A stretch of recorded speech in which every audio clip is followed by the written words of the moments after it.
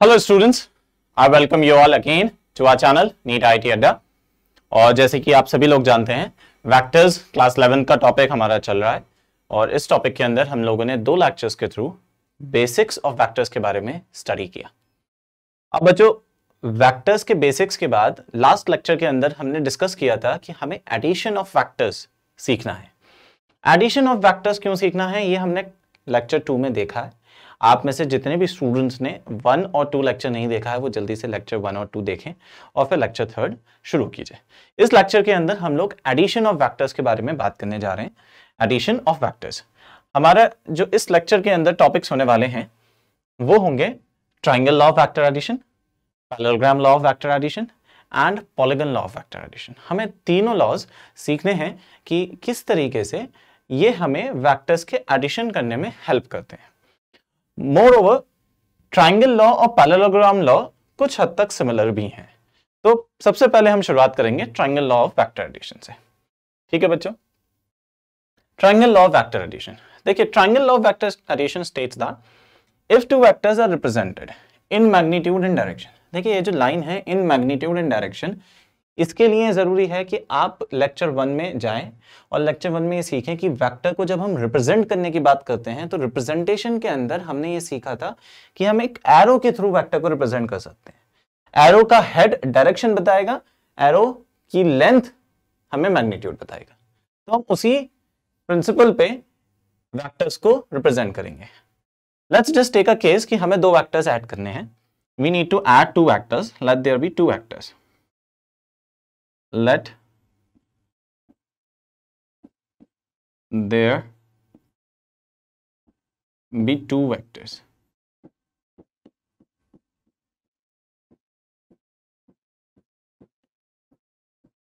A vector and B vector.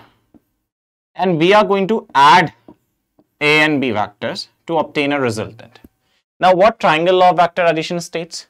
If 2 vectors are represented in magnitude and direction by the 2 sides of a triangle taken in the same order. This line is important to understand. Taken in the same order. See what we are talking about. एक vector मैंने represent किया this. Name this vector A vector. इसको नाम भी दे देते हैं P Q. Let it name PQ. PQ line के through, PQ arrow के थ्रू हमने वेक्टर A को रिप्रेजेंट कर रखा है। इस वेक्टर A के लिए एरो हेड हमें वेक्टर A का डायरेक्शन बता रहा है और इस एरो की लेंथ हमें वेक्टर का मैग्नीट्यूड बता रही है। दूसरा वेक्टर है वेक्टर B। अब बेटा, वेक्टर B की भी कुछ ना कुछ डायरेक्शन होगी। वो डायरेक्शन वेक्टर B की A के रिस्पेक्ट में किसी एक एंगल पे होगी। या तो हो सकता है सेम डायरेक्शन हो सकता है अपोजिट डायरेक्शन हो सकता है किसी और एंगल पे डायरेक्शन दे रखी हो। तो what we are going to do is we are going to take an angle at a certain angle. दीज 2 vectors will be considered at a certain angle, right? तो बी वेक्टर मान लेते हैं कि वो थीटा एंगल पर हमारे पास available है और हमें क्या करना है, taken in the same order. How you are going to take in the same order? आपको वेक्टर ए की हेड पे वेक्टर बी का टेल लगाना है, like this. This is vector B, right? PQ, let it name S. ठीक है भाई। देखिए, दोनों वेक्टर्स के बीच में एक सर्टेन एंगल एग्जिस्ट करना चाहिए। दोनों वेक्टर के बीच में जो सर्टेन एंगल एग्जिस्ट कर रहा है वो यहां पे हम दिखा देते हैं, थीटा है। लेक्चर 2 के अंदर हमने ये देखा था कि हम एक हेड और दूसरा टेल अगर कोइंसाइड कर रहा हो तो एंगल कैसे देखते हैं। हमने आपको बताया था कि आप वेक्टर के हेड को स्लाइड कर दीजिए और टेल के बीच का छोटा वाला एंगल देखिए, तो वो एंगल हमने यहां पे कंसिडर कर दिया। तो लॉ क्या कह रहा है, ट्राइंगल लॉ क्या कह रहा है? If 2 vectors are represented in magnitude and direction by the 2 sides of a triangle taken in the same order. Same order में अगर आप ले लेते हैं, ये सेम ऑर्डर कहलाएगा बिकॉज आपने क्या कर रखा है, एक के हेड पे दूसरे की टेल लगा रखी है, same order. Then there resultant is represented in magnitude and direction by the 3rd side of the triangle taken in opposite order. कैसा ऑर्डर बच्चों? Opposite order. This is important. आप अगर सेम ऑर्डर की बात करते हैं तो आपका जो थर्ड साइड है वो इस प्रकार आएगी, लाइक दिस। ठीक है, आप एरो यहां बना देंगे सेम ऑर्डर के लिए अगर बात करें, लेकिन हमसे लॉ क्या कहता है, अपोजिट ऑर्डर लेना है। अपोजिट ऑर्डर अगर हम लेते हैं तो अपोजिट ऑर्डर हो गया ये, like this. This third side will be the resultant of A and B vector. This third side will provide us the resultant of A and B vector. Now, when I say the third side is providing us the resultant of A and B vector, then I mean that resultant का magnitude and direction दोनों। देखिए, ये जो third side आपने join करी है, आप जब ग्राफिकली रिप्रेजेंटेशन कर रहे हो वेक्टर की, तो ए वेक्टर की जितनी भी मैग्नीट्यूड होगा उस मैग्नीट्यूड को आपने इस एरो हेड की लेंथ से रिप्रेजेंट किया है, इस एरो की लेंथ से रिप्रेजेंट किया है। जितना भी मैग्नीट्यूड होगा आपके बी वेक्टर का, आपने उसके मैग्नीट्यूड को इसकी लेंथ से रिप्रेजेंट किया है, राइट? तो आपने ग्राफिकली रिप्रेजेंटेशन करने में डायरेक्शन और मैग्नीट्यूड इंक्लूड करके रखा है, अप टू द स्केल चल रही है कहानी। तो यहां पे जो रिजल्टेंट आएगा उस रिजल्टेंट की लेंथ हमको मैग्नीट्यूड प्रोवाइड कर देगी। ये जो थर्ड साइड है हमारे पास ट्राइंगल की, उसकी लेंथ हमको रिजल्टेंट वेक्टर का मैग्नीट्यूड प्रोवाइड करेगी, और ये जो डायरेक्शन है वो हमें रिजल्टेंट वेक्टर की डायरेक्शन प्रोवाइड करेगी। देखिए, डायरेक्शन हमेशा किसी ना किसी के टर्म्स में दिया जाता है विद रिस्पेक्ट टू समथिंग। तो here we are going to take the direction with respect to A vector. ये हम डायरेक्शन लेंगे, let this be alpha, right?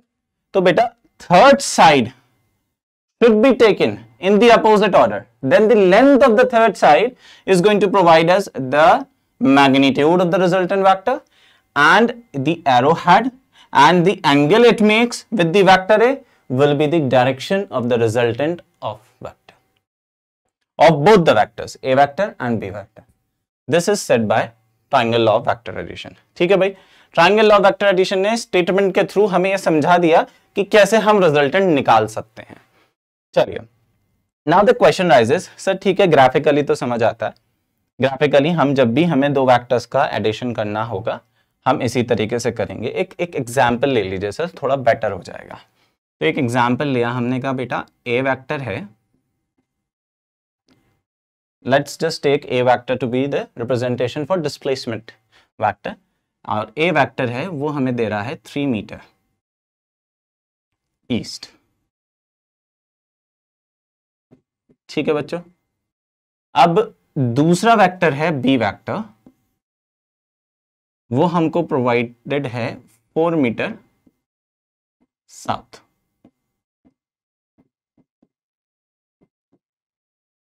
South, and I need to find out the resultant vector. I need to find out the resultant vector's magnitude, and I need to find out the direction of the resultant vector.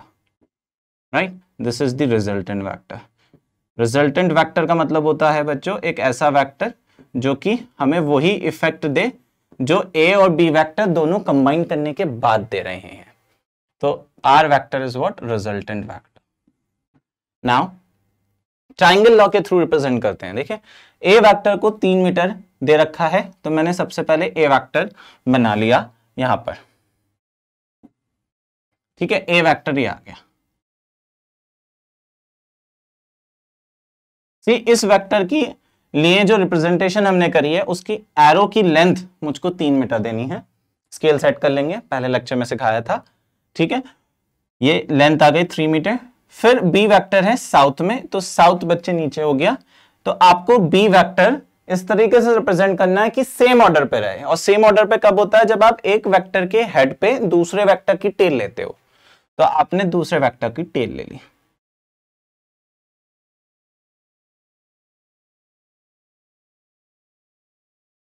This is the tail, let this be B vector. तो triangle law ही लगा रहे हैं हम।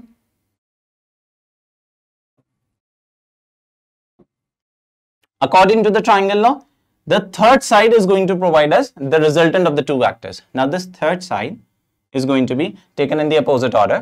If you draw this line like this, तो अब अगर आपने एरो इधर बना दिया तो आप आ गए taken in the same order. अगर आपने एरो इधर बना दिया तो ये बन गया taken in the opposite order. और हमको कैसे लेना है? Taken in the opposite order. तो बेटा ये आ गया हमारा रिजल्टेंट वेक्टर. क्योंकि मैंने अभी तक आप लोगों को कोई फॉर्मूला नहीं बताया, तो आप लोग ग्राफिकली डिटरमाइन करके मुझे बता सकते हैं कि रिजल्टेंट वेक्टर का मैग्नीट्यूड और डायरेक्शन क्या होने वाला है. सर ग्राफिकली कैसे रिप्रेजेंट कर सकते हैं, ग्राफिकली कैसे डिटरमाइन कर सकते हैं? देखिए ग्राफिकली डिटरमाइन करने का मतलब है, आपको मालूम है ये 3 मीटर है, आपको मालूम है ये 4 मीटर है. आपने सिंपली क्या करा, आपने देखा कि ये तो सर राइट एंगल ट्राइंगल है और ये आपका हाइपोटेन्यूज है, तो हाइपोटेन्यूज का तो मैग्नीट्यूड सर 5 मीटर हो गया.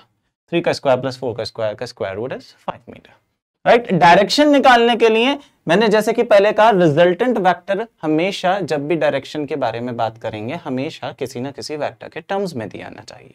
तो हमने यूजुअली रिजल्टेंट वेक्टर को किसके टर्म्स में ले लिया? ए वेक्टर के टर्म में ले लिया. ये अल्फा हो गया. तो आप देख सकते हो ट्राइंगल लॉ के थ्रू आप इस ट्राइंगल के अंदर अगर 10 अल्फा लगा लो तो 10 अल्फा ही आपको एंगल भी प्रोवाइड कर देगा. 10 alpha is going to be the perpendicular upon base. Perpendicular is 4 and base is 3. तो अल्फा बन गया बच्चों 10 inverse 4 upon 3. That means resultant vector is of magnitude 5 meter and makes an angle 10 inverse 4 by 3 with respect to A vector. So that is how graphically you can solve by using triangle law of vector addition. ठीक है, बस statement में ध्यान रखना है, आपको vectors represent करने हैं taken in the same order and the resultant should be considered in the opposite order. Now questions आते हैं. Students have a curiosity, they ask कि सर सब बातें ठीक है, फॉर्मूला बताइए.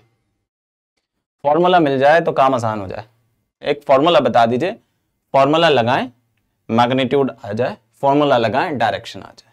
तो बच्चों आइए बात करते हैं कि हम ट्राइंगल लॉ के थ्रू या ट्राइंगल लॉ को एनालिटिकली एक फॉर्मूला कैसे ऑब्टेन कर सकते हैं.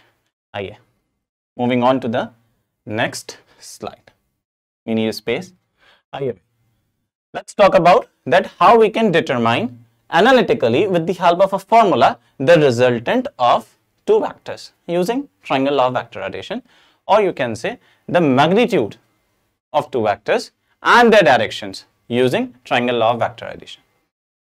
तो मैं एक बार दोबारा रिप्रेजेंटेशन बना लेता हूं. हमको दो वेक्टर्स चाहिए, दो वेक्टर्स हमने ले लिए, A और B वेक्टर.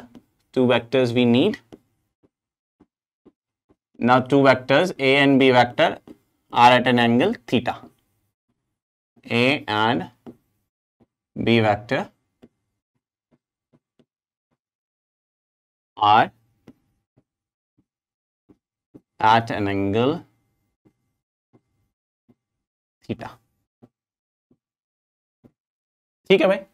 तो दो वेक्टर्स देखिए, ये हमारा रिप्रेजेंटेशन होगा. ये A वेक्टर आ गया. ओके, इसको हम नाम दे देते हैं P एंड Q. ये मैंने B वेक्टर रिप्रेजेंट कर दिया, जैसे कि अभी हमने सीखा है B vector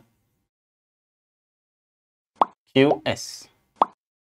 right, this is making an angle how much? Theta. This is making an angle theta.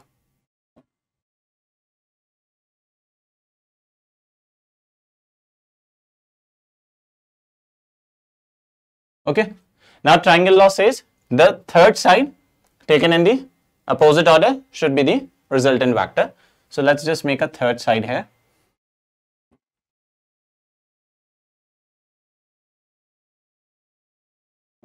इसको एक बार बना देते हैं.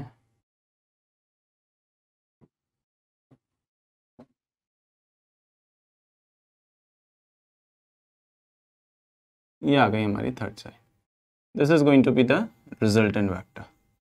Right? Now I need to find out a formula that can give me the magnitude of the resultant vector plus that can give me the angle made by the resultant vector with respect to either a vector or b vector.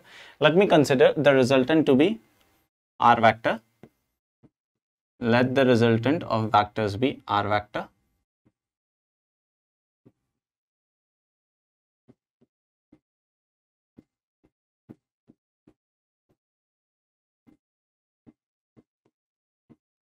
Making an angle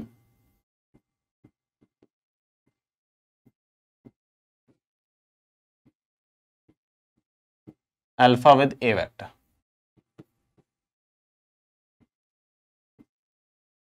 Right? So let's mark alpha as well. Here we have alpha. चलिए बच्चों. Now, how we can calculate the magnitude in the direction with the help of a formula? To do that, let me just make this whole triangle to be a right angle one by dropping a perpendicular. तो एक perpendicular drop कर देते हैं. ऐसे एक perpendicular drop किया और ये perpendicular को नाम दे दिया m. Let this be a perpendicular. ठीक है. अब इस ट्राइंगल के अंदर बच्चों क्या करने वाले हैं हम लोग?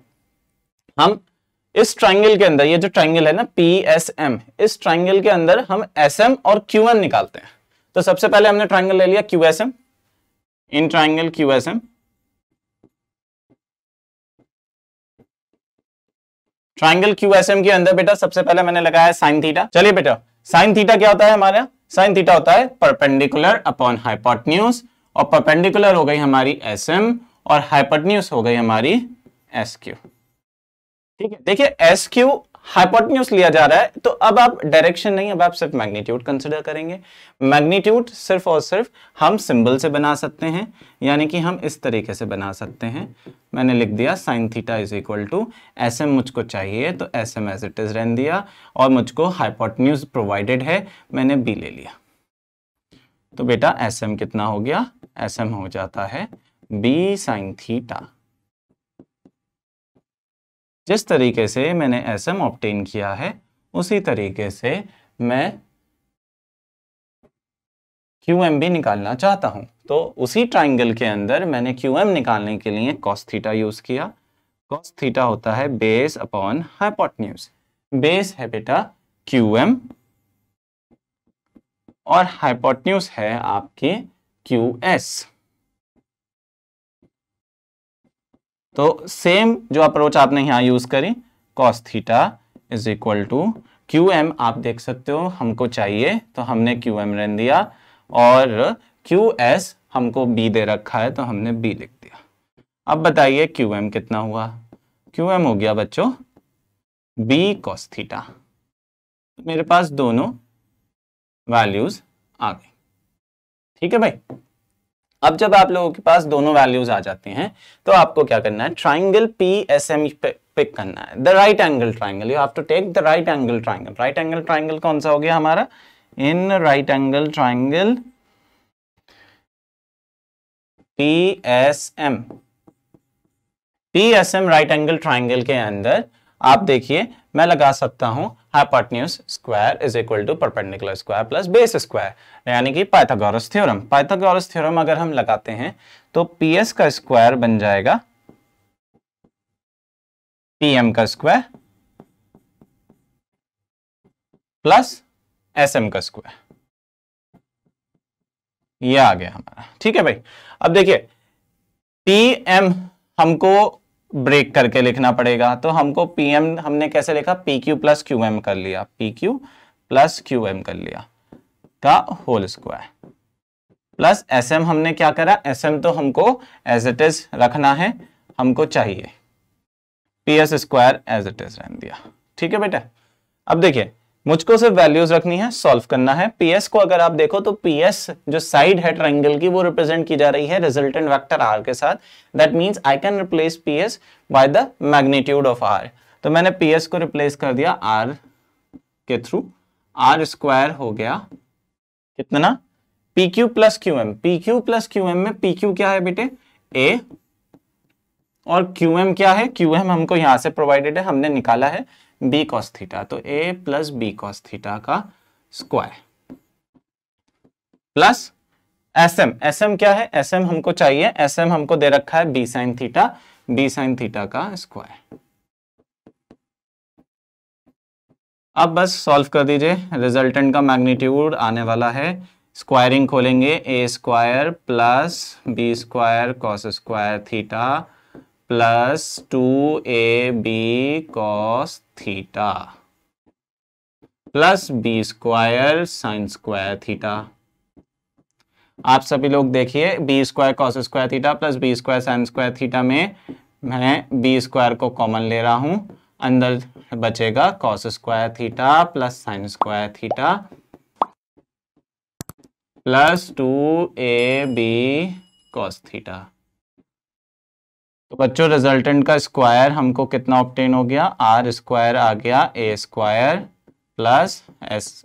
आप सभी लोग जानते हैं cos square theta plus sine square theta 1 होता है, तो A square plus B square plus 2ab cos theta. That means our resultant vector is equal to square root a square plus b square plus 2ab cos theta। ये हमारा magnitude है। क्या है भाई ये magnitude. This relation provides us the magnitude of the resultant vector when two vectors a and b are being added and when two vectors are at an angle theta। किसी भी angle पर हो, a और b किसी भी angle पे हो, 0 degree 30 degree 45 degree 60 degree 90 degree, standard angles बोल रहे हैं, स्टैंडर्ड एंगल्स आप लोग वैल्यू जानते हैं। तो किसी भी एंगल पर हो, आप इस फॉर्मूले के थ्रू रिजल्टेंट वेक्टर का मैग्नीट्यूड डिटरमाइन कर सकते हैं। This expression gives us this expression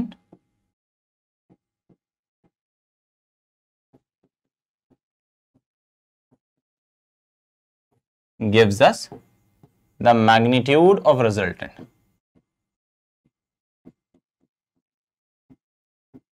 magnitude of resultant। ठीक है भाई, चलो भाई फॉर्मूला आ गया। अब सर डायरेक्शन का भी बताओ, फॉर्मूला डायरेक्शन का भी होगा फिर, बिल्कुल है। मैग्नीट्यूड तो निकाल लेंगे, डायरेक्शन अलग फॉर्मूले से निकाल लेंगे। तो आइए डायरेक्शन का भी एक फॉर्मूला कर लें।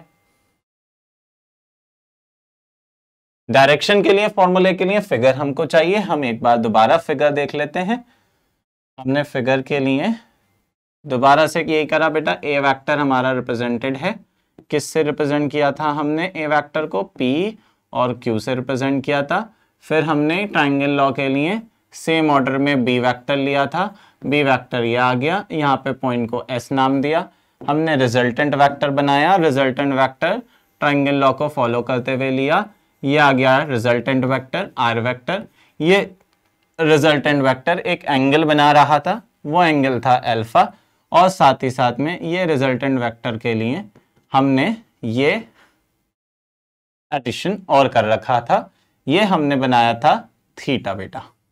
यहाँ पे एस एम नाम दिया, एस एम हमको प्रोवाइडेड था, एस एम हमने निकाला था बी साइन थीटा, हमको जरूरत होगी इसलिए यहाँ पे एनालिसिस कर रहे हैं। क्यू एम हमने निकाला था बी कॉस थीटा, इसकी भी हमको जरूरत है इसलिए यहाँ पे हमने एडवांस में लिख लिया। हमको चाहिए अल्फा, अल्फा सर कैसे आएगा ये हमको बताइए। अल्फा निकालने के लिए सेम ट्रायंगल, जो ट्रायंगल आपके सामने है P S M, right angle triangle, उस राइट एंगल ट्रायंगल के अंदर tan अल्फा लगाएंगे। tan अल्फा होता है परपेंडिकुलर अपॉन बेस, परपेंडिकुलर हो गया एस एम और बेस हो गया हमारा पी एम। ठीक है, अब देखिए परपेंडिकुलर की वैल्यू हमको प्रोवाइडेड थी, हमने निकाल ली थी पहले, तो हमको पी एस एम मिल गया बी साइन थीटा, और पीएम तो हमको मालूम ही है P Q plus Q M है, तो P Q plus Q M में ये आ गया हमारे लिए tan alpha is equal to B sine theta upon P Q. से पी क्यू कितना ए और क्यू एम कितना बी कॉस थीटा, तो A plus B cos theta, that's it.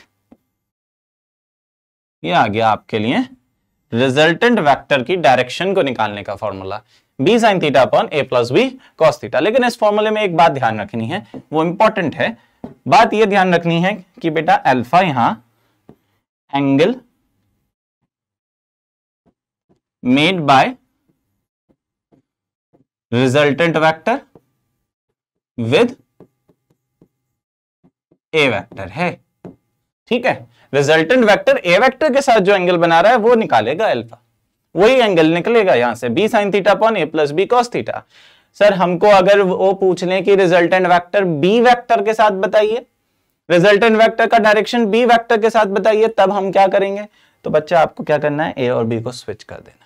अगर एंगल हम किसके साथ बनाने बैठे, बी वेक्टर के साथ, if angle is to be taken, angle made by resultant vector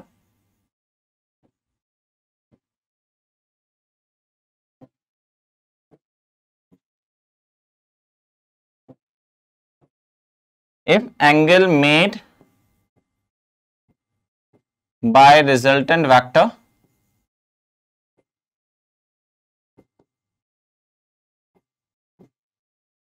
R vector is beta with B vector। अगर बेटा B वेक्टर के साथ आपको रिजल्टेंट का एंगल निकालना पड़े तो आप क्या करो, आप पोजीशन स्विच कर दो। आप इसको लिख लो tan beta is equal to a sin theta upon b plus a cos theta, like this। ठीक है भाई, तो आप एंगल क्वेश्चन बता देगा किसके साथ निकालना है। अगर नहीं है तो आप अपने हिसाब से ए वेक्टर के साथ वाला फॉर्मूला लगा सकते हैं, B sine theta upon A plus B cos theta. तो ट्राइंगल लॉ के अंदर हमने एनालिटिकली ये एस्टेब्लिश कर लिया कि हम दो वेक्टर्स के एडिशन किस प्रकार कर सकते हैं, चाहे वो दो वेक्टर्स किसी भी एंगल पे क्यों नहीं लगे हुए हो। हमारे लिए निकालना अब आसान है। हम क्या करेंगे, हम मैग्नीट्यूड का फॉर्मूला सेपरेटली लगा लेंगे। R is equal to square root A square plus B square plus 2ab cos theta. फिर आप लोग क्या करेंगे, आप डायरेक्शन को निकालने के लिए फॉर्मूला ये वाला लगाएंगे, tan alpha is equal to B sine theta upon A plus B cos theta. ठीक है भाई, तो that is how you can solve easily the addition of two vectors geographically, graphically and analytically. ठीक है भाई, तो अब हम लोग मूव करते हैं हमारे नेक्स्ट लॉ की तरफ। नेक्स्ट लॉ है हमारा parallelogram law of vector addition. Parallelogram law of vector addition हमसे क्या कहता है भाई? देखिए, स्टेटमेंट पे थोड़ा सा चेंजेस हैं, बाकी जो तरीका है और जो बाकी जो एनालिटिकल मेथड है वो देखना है कि ट्रायंगल लॉ से कितना अलग है या सिमिलर है। तो parallelogram law of vector addition ने स्टेट किया, अगर दो वेक्टर्स हम रिप्रेजेंट करें मैग्नीट्यूड और डायरेक्शन में bye the two sides of a triangle drawn from the same point. Same point से ड्रॉ करने को कह रहा है। देखिए, इस बार पहले क्या कर रहा था, taken in the same order, अब की बार कह रहा है draw from the same point. तो चलिए आइए सेम पॉइंट से ड्रॉ करते हैं। ये हमने एक वेक्टर बना दिया, ए वेक्टर। ए वेक्टर बच्चों मैंने रिप्रेजेंट किया है P और Q के थ्रू। ठीक है, सेम पॉइंट देखिए, जहां से आप पहला वेक्टर शुरू कर रहे हो उसी पॉइंट से आपको दूसरा वेक्टर भी रिप्रेजेंट करना है। हमारा केस वही है कि दो वेक्टर्स हैं A और B और दोनों वेक्टर्स आपस में थीटा एंगल पे एक्ट कर रहे हैं। ठीक है, दोनों के बीच में जो डायरेक्शन का एंगल है वो थीटा है। तो ए वेक्टर हमारा P से Q की तरफ पॉइंट हो गया, दूसरा वेक्टर हमारा आ जाएगा B वेक्टर, ये सीधा कर लें।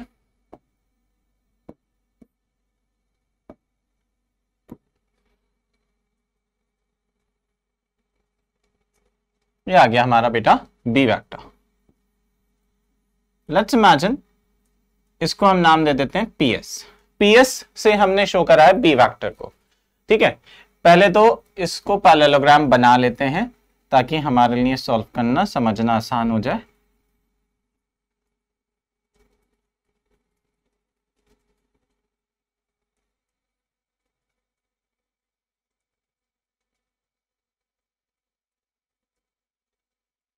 ये आ गया हमारे सामने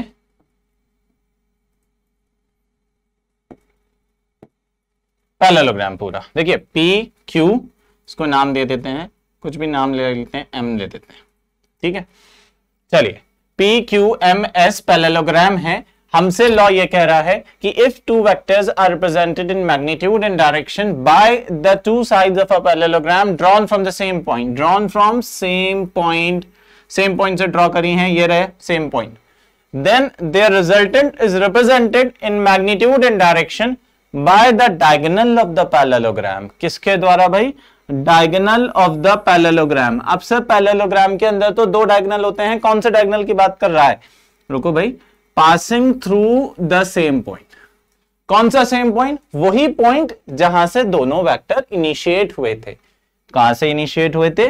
P से इनिशिएट हुए थे। तो P से जब इनिशिएट हुए दोनों वेक्टर्स, तो वहीं से हमें रिजल्टेंट वेक्टर भी बनाना है। ये आ गया हमारा रिजल्टेंट वेक्टर।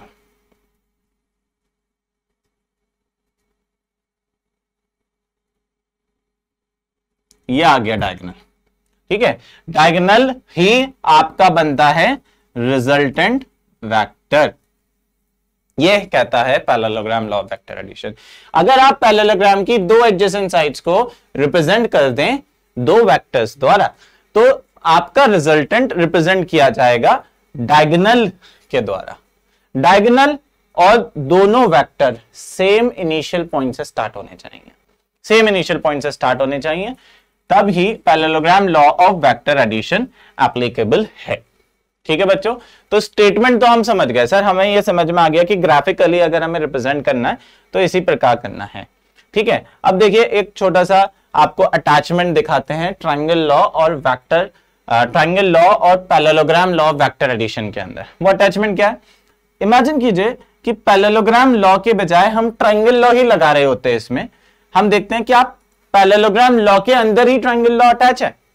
तो बी वेक्टर जो मैंने पीएस से द्वारा रिप्रेजेंट किया है, पैरेललोग्राम की प्रॉपर्टी होती है कि अपोजिट साइड्स पैरेलल और इक्वल होते हैं। तो पीएस और एमक्यू इक्वल भी हैं और पैरेलल भी हैं। जितना एंगल यहां पे बन रहा है ए और बी वेक्टर के बीच में, उतना ही एंगल ये वाली साइड भी बना रही है Q vector P Q vector के डायरेक्शन में, theta. Right, now pay attention, अगर मैं ट्रायंगल लॉ ही अप्लाई करता, मैं पी क्यू लेता, फिर मैं मार्क करता दूसरे वेक्टर को क्यू एम के द्वारा, तब मेरा रिजल्टेंट वेक्टर आ जाती थर्ड साइड। यस और नो? ट्रायंगल लॉ भी यही होता है और पैरेललोग्राम लॉ ने भी समथिंग सिमिलर ही स्टेट किया। The only difference is triangle law में हम वेक्टर्स का addition in the same order लेते थे, यहां पे हम क्या कर रहे हैं? सेम पॉइंट से दोनों वेक्टर ग्राफिकली रिप्रेजेंट किए जा रहे हैं।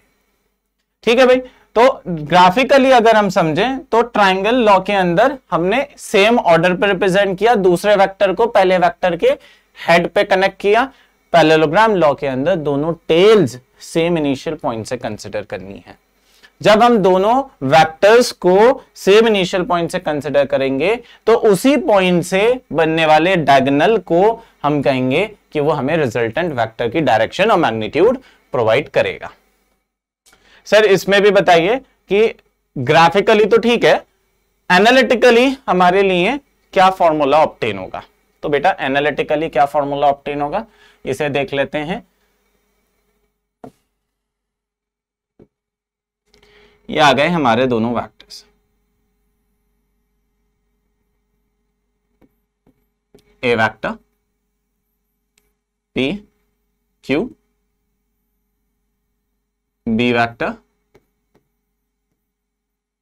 एस। ठीक है, इसको पूरा कर दीजिए।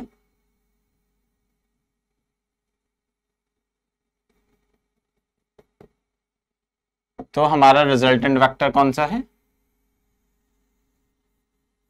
ये रिजल्टेंट वेक्टर आ गया। Let this resultant vector make angle alpha with A vector. Again let's just make the similar arrangement. एक परपेंडिकुलर ड्रॉप किया,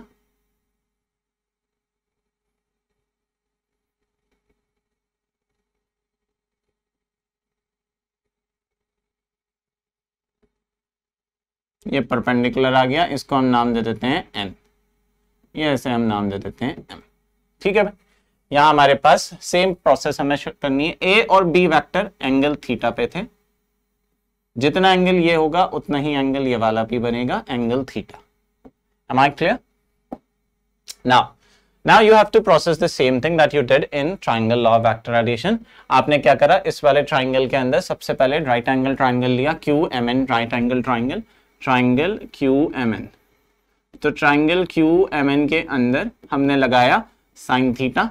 साइन थीटा होता है बेटे परपेंडिकुलर अपॉन हाइपोटेन्यूज। परपेंडिकुलर हो गया MN और हाइपोटेन्यूज हो गया हमारे लिए कितना, QM। तो साइन थीटा की वैल्यू हो गई MN अपॉन QM, और MN कितना है, MN हमको निकालना है, और QM कितना है, QM हमारा B वेक्टर। देखिए पैरेललोग्राम के अंदर अपोजिट साइड्स जो होती हैं वो इक्वल एंड पैरेलल होती हैं, तो जितना B वेक्टर से अगर हमने PS को रिप्रेजेंट किया है, PS हमने B वेक्टर द्वारा रिप्रेजेंट कर रखा है, तो QM भी हमारा क्या होगा, B वेक्टर ही होगा, राइट। तो यहाँ पे B आ गया, यानी कि ये बन गया MN is equal to B sine theta, right. चलिए सिमिलरली आप लोगों को निकालना है QN। QN निकालने के लिए आपने करा cos theta. Cos theta base upon hypotenuse होता है, बेस हो गई QN और हाइपोटेन्यूज हो गया हमारा कितना, QM। तो cos थीटा की वैल्यू भी सिमिलर बन गई, QN upon QM is again what, B। तो B और QN हो गया हमारे लिए B cos थीटा। ठीक है बच्चों, B cos theta. Now you are going to apply the Pythagoras theorem in the triangle PMN। Triangle PMN ले लेते हैं, ट्राइंगल PMN। ट्राइंगल PMN के अंदर पाइथागोरस थ्योरम लगाएंगे, तो PM का square is going to be equal to PN square plus MN square। तो PM square PM resultant है, PN की जगह पे मैंने वैल्यू रखी PQ प्लस QN, तो ये आ गई PQ प्लस QN का स्क्वायर प्लस MN का स्क्वायर। तो बेटा PQ कितना है, A वेक्टर है, और QN कितना है, हमने ऊपर निकाला, QN कितना निकाला, B cos थीटा निकाला, तो B cos थीटा का स्क्वायर प्लस MN क्या है हमारे लिए, हमने ऊपर निकाला B sin थीटा, तो B sin थीटा का स्क्वायर। ठीक है, PM को रिप्रेजेंट किया था रिजल्टेंट से, तो R स्क्वायर। यहाँ पे भी आप अपनी स्क्वायरिंग खोल दीजिए, A square plus B square cos square theta plus 2AB cos theta plus B square sine square theta. ठीक है, सेम चीज आपको यहां पे भी फॉलो करनी है। A स्क्वायर, आप देखो B square cos square theta plus B square sine square theta में cos square theta plus sine square theta is going to be 1। We take it as B square and here we are with the relation that we also established in triangle law of vector addition। तो resultant vector आ गया square root A square plus B square plus 2AB cos theta. ये हो गया बेटे resultant vector के magnitude को निकालने का एक्सप्रेशन। रिजल्टेंट वेक्टर के मैग्नीट्यूड को निकालने का एक्सप्रेशन हो गया R equal to square root A square plus B square plus 2AB cos theta. Sir ये तो फॉर्मूला बिल्कुल सिमिलर है ट्रायंगल लॉ के थ्रू, बिल्कुल हाँ, ट्रायंगल लॉ और पैरेललोग्राम लॉ दोनों ही एनालिटिकली सेम फॉर्मूला यील्ड करते हैं। यानी कि न्यूमेरिकल करते समय आप ग्राफिकली ट्रायंगल लॉ के थ्रू बनाएं या आप पैरेललोग्राम लॉ के थ्रू बनाएं, आपको एनालिटिकली सेम फॉर्मूला ही अप्लाई करना होगा। सर डायरेक्शन भी सेम होगा क्या? निकाल लो, देख लो डायरेक्शन सेम है या नहीं। देखो ट्राइंगल PMN के अंदर tan अल्फा कैसे निकलता है? tan अल्फा निकलता है परपेंडिकुलर अपॉन बेस करके, परपेंडिकुलर है MN। ये सभी स्टूडेंट्स को पता होना है कि अल्फा के सामने वाली साइड को कहते हैं परपेंडिकुलर, अल्फा के सामने वाली साइड को कहते हैं परपेंडिकुलर, और बेस को कहते हैं PN। जो जिसपे अल्फा बन रहा है वो है हमारा बेस। ठीक है, जिन स्टूडेंट के ये बेसिक्स भी क्लियर नहीं है वो लोग ट्रिग्नोमेट्री का लेक्चर देखें, ट्रिग्नोमेट्री बाय DQ सर का लेक्चर देखिए चैनल पे, ठीक है, और अपने बेसिक्स क्लियर कीजिए ट्रिग्नोमेट्री के।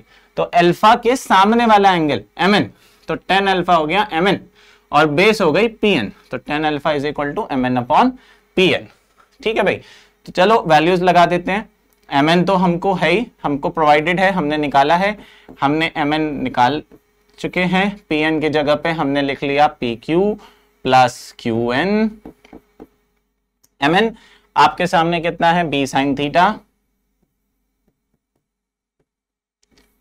pq क्या है, a, और qn क्या है, b cos थीटा। यह आ गया tan अल्फा के equal.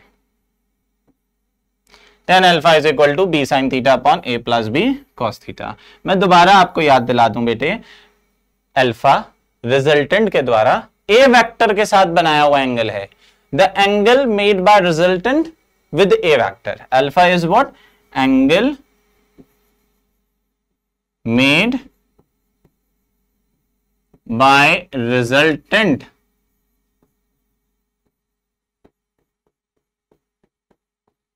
with a vector। Resultant vector a vector के साथ जो एंगल बना रहा है वो अल्फा है। ठीक है, यहां पे भी बिल्कुल सेम पैटर्न। अगर आप रिजल्टेंट वेक्टर का एंगल b वेक्टर के साथ देखें, हम यहां पे दिखा देते हैं। हमने कहा कि अगर सर हम b वेक्टर के साथ बनाने बैठ जाएं तो क्या करना है, तो बेटा देखो b वेक्टर के साथ मान लो बीटा एंगल है, b वेक्टर के साथ इमेजिन करो ये बीटा एंगल है, तो बीटा एंगल को ऐसे सॉल्व करोगे, tan बीटा एंगल कैसे सॉल्व करोगे भाई,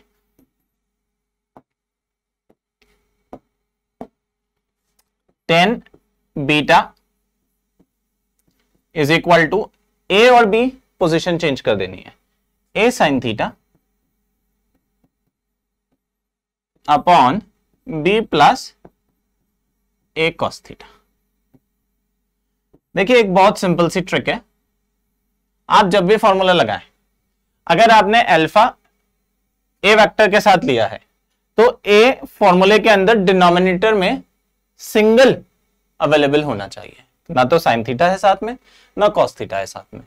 अगर आपने एंगल रिजल्टेंट का b वेक्टर के साथ लिया तो फॉर्मूले के अंदर b सिंगल अवेलेबल होना चाहिए, वो भी डिनोमिनेटर के अंदर सिंगल होगा, ना साइन थीटा होगा ना कॉस थीटा होगा। ठीक है, तो इस तरीके से आप याद कर सकते हैं, tan alpha is equal to b sin theta upon a plus b cos theta. तो बेटा ट्राइंगल लॉ हो या triangle law of vector addition हो या फिर आपका parallelogram law of vector addition हो, बच्चों दोनों के लिए सेम फॉर्मूला अप्लाई होगा। एनालिटिकली फॉर्मूला क्या है, r is equal to square root a square plus b square plus 2ab cos theta, और डायरेक्शन के लिए क्या है, tan alpha is equal to b sin theta upon a plus b cos theta. ठीक है भाई, अब देखिए कुछ इंपॉर्टेंट कुछ स्पेशल केसेस देख लिए जाएं जो इन फॉर्मूले के बेसिस पे हमारे सामने आएंगे। लीजिए पहला केस दे रखा है व्हेन वेक्टर्स आर पैरेलल। तो सबसे पहले मैं आप लोगों के लिए सामने ही फॉर्मूला लिख दूं। बेटा रिजल्टेंट का फॉर्मूला आप लोगों ने जो ऑब्टेन किया अभी just few minutes back, a square plus b square plus 2ab cos theta. ठीक है, अगर ये पैरेलल हैं, वेक्टर्स जब पैरेलल होते हैं, व्हेन a और b आर पैरेलल, a और b पैरेलल हैं, a and b are parallel, तो बेटा पैरेलल जब होते हैं, दो वेक्टर्स अगर आपस में पैरेलल होंगे तब उनके बीच में एंगल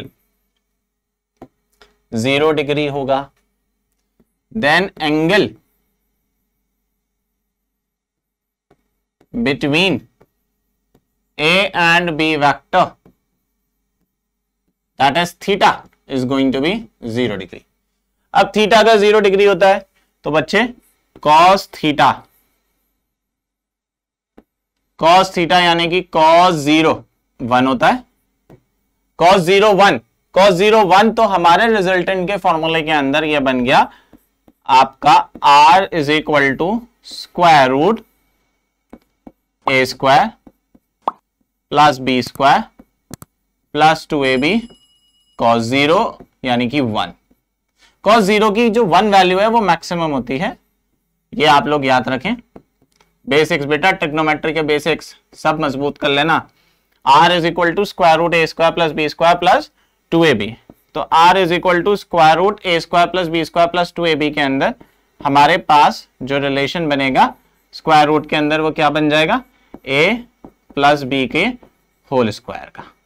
आइडेंटिटी है, सबको सभी लोग जानते हैं वेक्टर के अंदर आइडेंटिटी होती है, A square plus B square plus 2ab को रिप्लेस किया जा सकता है ए प्लस बी के होल स्क्वायर द्वारा। तो ए प्लस बी का whole square, A plus B का होल स्क्वायर बेटा सॉल्व होकर हो गया कितना, स्क्वायर रूट में हमने सॉल्व किया तो ये बन गया ए प्लस बी।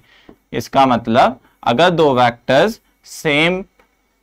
वेक्टर्स पैरेलल हैं, इसका मतलब वो दोनों सिंपली ऐड किए जा सकते हैं, सिंपली उनका मैग्नीट्यूड ऐड कर देना चाहिए। सर डायरेक्शन भी बताइए। डायरेक्शन के लिए formula tan alpha is equal to B sine theta upon A plus B cos theta. ठीक है, देखो अगर डायरेक्शन की बात करोगे तो डायरेक्शन की बाद में थीटा की जगह पे क्या रखोगे, 0 रखोगे।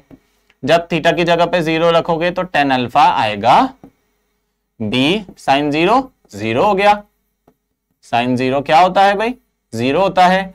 तो a plus B cos 0, sine 0 0 तो सभी कुछ 0 हो गया, सब 0 हो गया, इसका मतलब अल्फा भी 0 हो गया, यानी कि रिजल्टेंट वेक्टर a के साथ 0 डिग्री का एंगल बनाएगा। सर इसे ग्राफिकली दिखाइए, ग्राफिकली देखो भाई, वेक्टर a यहां देखेंगे, वेक्टर a ये रहा,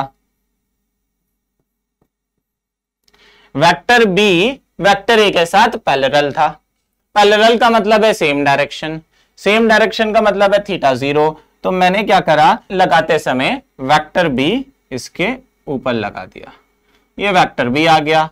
जब हम वेक्टर b को इस तरीके से लेंगे तो हमारे सामने पूरा रिजल्टेंट आ गया, और रिजल्टेंट हमारा वेक्टर a के साथ कितना एंगल बना रहा है, 0 डिग्री। इसीलिए दो वेक्टर्स अगर पैरेलल हो, सेम डायरेक्शन में हो, तो उनका रिजल्टेंट उन दोनों वेक्टर को ऐड करके दिया जाएगा, उन दोनों वेक्टर्स के मैग्नीट्यूड को ऐड करके दिया जाएगा, और वो दोनों वेक्टर जिस डायरेक्शन में पॉइंट कर रहे होंगे उसी डायरेक्शन में हमारा रिजल्टेंट भी डायरेक्ट होगा। ठीक है बच्चों, आओ चलो नेक्स्ट केस देखें। नेक्स्ट केस होगा हमारा when vectors are anti parallel. Anti parallel का क्या मतलब होता है, एंटी पैरेलल का मतलब होता है opposite direction. Vectors are in opposite direction, vectors are in opposite direction. ठीक है, जब वेक्टर्स अपोजिट डायरेक्शन में होंगे, तो वेक्टर्स जब अपोजिट डायरेक्शन में होंगे तो थीटा लिया जाएगा 180 डिग्रीज। अपोजिट डायरेक्शन है, 180 डिग्री हुआ। दोनों वेक्टर इस तरीके से पॉइंट कर रहे हैं, एक वेक्टर ये रहा A vector, let's just take it in the west direction, दूसरा वेक्टर ये रहा B vector, let's just take it to be in the east direction. 180 degree angle हो गया ना बच्चों, ये देखो 180 डिग्री एंगल के लिए cos 180 कितना होता है सर, cos 180 तो सर -1 होता है। ठीक है, जब cos 180 -1 होता है तो बेटा रिजल्टेंट वेक्टर हो गया square root A square plus B square plus 2ab cos 180। तो cos 180 is -1 A square plus B square minus 2ab, यानी कि ये हो गया square root A minus B का होल स्क्वायर, यानी कि रिजल्टेंट का मैग्नीट्यूड आ गया ए माइनस बी। रिजल्टेंट कैसे दिया जाएगा, दोनों वेक्टर को सब्ट्रैक्ट करके। अब तुम बड़े में से छोटा घटाओ या छोटे में से बड़ा घटाओ, माइनस साइन प्लस साइन दोनों आ जाएगा, डायरेक्शन में एडजस्ट कर देना। ठीक है, करना सब्ट्रैक्शन ही होगा। दो वेक्टर्स अगर एंटी पैरेलल हो जाएं, 180 डिग्री के एंगल पर हो जाएं, तो करना आपको सब्ट्रैक्शन ही है। सर ये भी बता दो कि अगर 180 डिग्री के एंगल पर हो गए तो रिजल्टेंट का एंगल क्या होगा। बेटा रिजल्टेंट का एंगल सेम होगा। साइन थीटा में अगर आप एंगल का फॉर्मूला लगाते हैं tan alpha is equal to B sine theta upon A plus B cos theta, तो इस फॉर्मूले के अंदर अगर आप थीटा रखें साइन 180 भी तो 0 ही होता है, ठीक है। तो tan अल्फा भी क्या हो गया, 0 हो गया, यानी कि अल्फा की वैल्यू क्या हो गई बच्चों, 0 हो गई। तो अल्फा यानी कि रिजल्टेंट ए वेक्टर के साथ क्या एंगल बना लेगा, 0 एंगल बना लेगा। 0 एंगल बना लेने का मतलब है कि जिस डायरेक्शन में आपका बड़ा वाला वेक्टर पॉइंटेड होगा उसी डायरेक्शन में आपको अपना रिजल्टेंट वेक्टर भी ले लेना है। यही रीजन है, यही कारण है कि आप लोगों को ये अच्छे से आता है कि दो वेक्टर्स जब सेम डायरेक्शन में हो तो ऐड कर दो, जब दो वेक्टर्स अपोजिट डायरेक्शन में हो तो सबट्रैक्ट कर लो, ठीक है। इसके साथ साथ एक चीज और समझनी है हमको। देखिए ये जो आपका रिजल्ट आया है r equal to a plus B, मैं आपको बता दूं दो वेक्टर्स का एडिशन जब सिंपली उनके मैग्नीट्यूड ऐड होते हैं तो ये मैक्सिमम होता है। ये क्या होता है, मैक्सिमम। मैक्सिमम दो वेक्टर्स के एडिशन करने पे इससे ज्यादा मैक्सिमम वैल्यू ही नहीं आ सकती। रिजल्टेंट के मैग्नीट्यूड की इससे ज्यादा मैक्सिमम वैल्यू ही नहीं आएगी। दो वेक्टर्स हैं a और b, और a का मैग्नीट्यूड है 5, b का मैग्नीट्यूड है 3, 5 प्लस 3 8 हो गया। सेम डायरेक्शन है, सेम डायरेक्शन में करने पे 8 आ गया। 8 से ज्यादा रिजल्टेंट का मैग्नीट्यूड आ ही नहीं सकता अगर दोनों वेक्टर 5 और 3 है तो, ठीक है। तो एडिशन करने से हमको क्या मिल रहा है, मैक्सिमम वैल्यू मिल रही है, ठीक है। सिमिलरली हमको सब्ट्रैक्शन करने पे ए और बी को सब्ट्रैक्ट करने पे हमको रिजल्टेंट की मिनिमम वैल्यू मिल रही है। कौन सी वैल्यू मिल रही है, मिनिमम, ठीक है। इससे छोटी वैल्यू ही नहीं आ सकती। इसका मतलब सर क्या आप ये कहना चाह रहे हैं कि रिजल्टेंट वेक्टर की रेंज मिनिमम वैल्यू से बड़ी या इक्वल हो सकती है और मैक्सिमम वैल्यू से छोटी या इक्वल हो सकती है। हाँ बेटे यही कहना चाहते हैं। रिजल्टेंट वेक्टर का मैग्नीट्यूड a माइनस बी के या तो इक्वल होगा या उससे बड़ा होगा, और a प्लस बी के या तो इक्वल होगा या उससे छोटा होगा। इसके बीच में कोई भी value possible depending upon theta. Lecture 2 के अंदर यह बात बताई भी थी कि वेक्टर का एडिशन अलजेब्रिकली नहीं है। जैसे स्केलर ऐड हो जाता है तो 2 kg और 3 kg शुगर है, ऐड होने के बाद 5 kg आएगी, रिजल्टेंट 5 ही आएगा। डायरेक्शन का कोई खेल ही नहीं है, यहां पे डायरेक्शन का खेल है। यहां पे रिजल्टेंट वेक्टर उन दोनों वेक्टर्स के मैग्नीट्यूड का सम भी हो सकता है, उन दोनों वेक्टर्स के मैग्नीट्यूड का डिफरेंस भी हो सकता है। मैक्सिमम सम से आएगा, डिफरेंस मिनिमम वैल्यू देगा। इनके बीच की जो भी वैल्यू है वो सब पॉसिबल है डिपेंडिंग अपॉन थीटा। तो मिनिमम क्या लेना है, a माइनस बी, मैक्सिमम क्या लेना है, a प्लस बी। सर इसका मतलब आप ये कह रहे हो क्या कि a वेक्टर अगर 2 मीटर है और b वेक्टर अगर 5 मीटर है तो रिजल्टेंट की वैल्यू, सिर्फ रिजल्टेंट के मैग्नीट्यूड की वैल्यू, मुझको नहीं मालूम डायरेक्शन क्या है a और b के बीच में, मुझको नहीं मालूम a और b कितने एंगल पे डायरेक्टेड हैं, ठीक है। लेकिन मैं ये बता सकता हूं कि रिजल्टेंट की वैल्यू a और b की या तो 3 मीटर से बड़ी होगी, इक्वल होगी, या फिर 7 मीटर से छोटी इक्वल होगी। 3 से लेके 7 including 3 and 7 the value is possible. Resultant vector की 3 से बड़ी 7 से छोटी वैल्यू पॉसिबल हो सकती है, ठीक है भाई। ये बात ध्यान रखनी है, ये बात याद रखनी है। सिंपल क्वेश्चन जिनके अंदर क्वेश्चन आ जाता है वो आपको एक लिस्ट देंगे, 4 ऑप्शंस होंगे, 4 ऑप्शंस के अंदर वो आपसे पूछेंगे इनमें से कौन सा सेट वेक्टर्स का नहीं है, तब आपको यही प्रिंसिपल यूज करना है। इनमें से कौन सा सेट में थर्ड वेक्टर जो है वो बाकी दो वेक्टर का रिजल्टेंट नहीं है, ठीक है। तो चलिए नेक्स्ट स्लाइड अपनी क्या है। तो व्हेन वेक्टर्स आर परपेंडिकुलर, तो बेटा वेक्टर्स का तो मतलब सभी जानते हैं। वेक्टर्स का मतलब होगा सर एंगल होगा इन दोनों वेक्टर्स के बीच में 90 degree. Angle between a and b vector is what, 90 degree. Theta का मतलब हो गया 90 डिग्री। 90 डिग्री का मतलब है सर रिजल्टेंट हो जाएगा square root a square plus B square plus 2ab cos 90। cos 90 क्या होता है सर, cos 90 बेटा 0 होता है। a square plus B square plus 2ab into cos 90 is what, 0। यानी कि r की वैल्यू हो गई square root a square plus B square.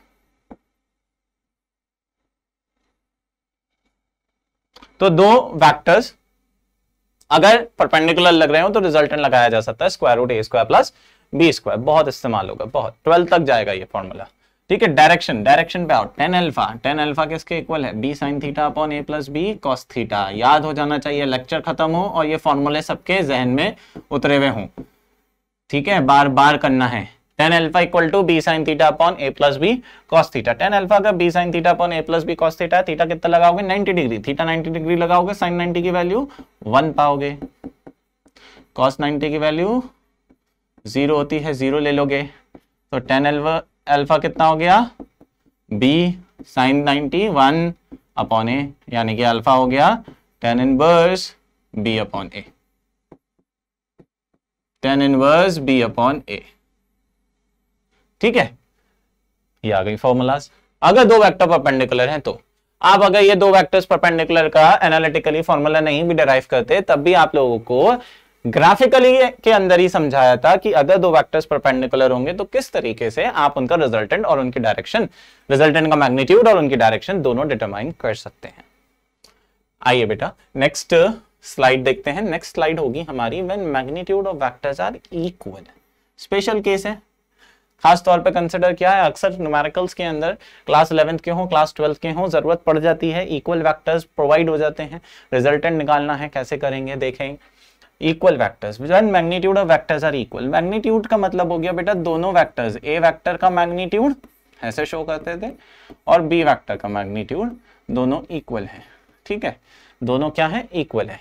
Late it be A vector, A ही मान लेते हैं, मैग्नीट्यूड को क्या ले लेते हैं? ए ले लेते हैं। दोनों का इक्वल है ना, तो ए के इक्वल लिखो या बी के इक्वल लिखो, उस बात एक ही। तो रिजल्टेंट का फॉर्मूला बन जाता है R equal to square root A square plus B square plus 2ab cos theta. अभी एंगल फिलहाल के तौर पे ले लेंगे थीटा। ठीक है, अभी एंगल फिलहाल के तौर पे क्या ले लेंगे? थीटा, ओनली थीटा लिया है। तो आर वेक्टर बन गया हमारा square root A square plus B square plus 2ab cos theta. और मैंने मैग्नीट्यूड के अंदर ए और बी दोनों को सिमिलर लेट किया है ए, तो मैंने बी की जगह पे भी लिख दिया ए।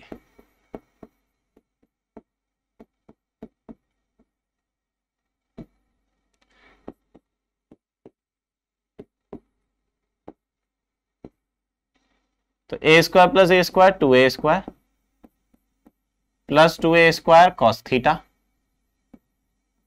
What you are going to do is you just take out 2a square common. यहां अंदर बचा 1 प्लस cos theta स्क्वायर रूट के अंदर। देखिए भाई, cos थीटा का एक फॉर्मूला होता है, इसको हम कहते हैं हाफ एंगल फॉर्मूला। और cos थीटा का ये हाफ एंगल फॉर्मूला किसके इक्वल होगा?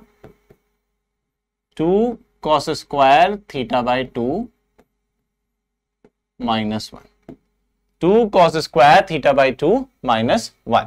तो उसको यहां वहां से उठा के हम लोग यहां रख रहे हैं सॉल्व करने के लिए। रिजल्टेंट का square is equal to 2a square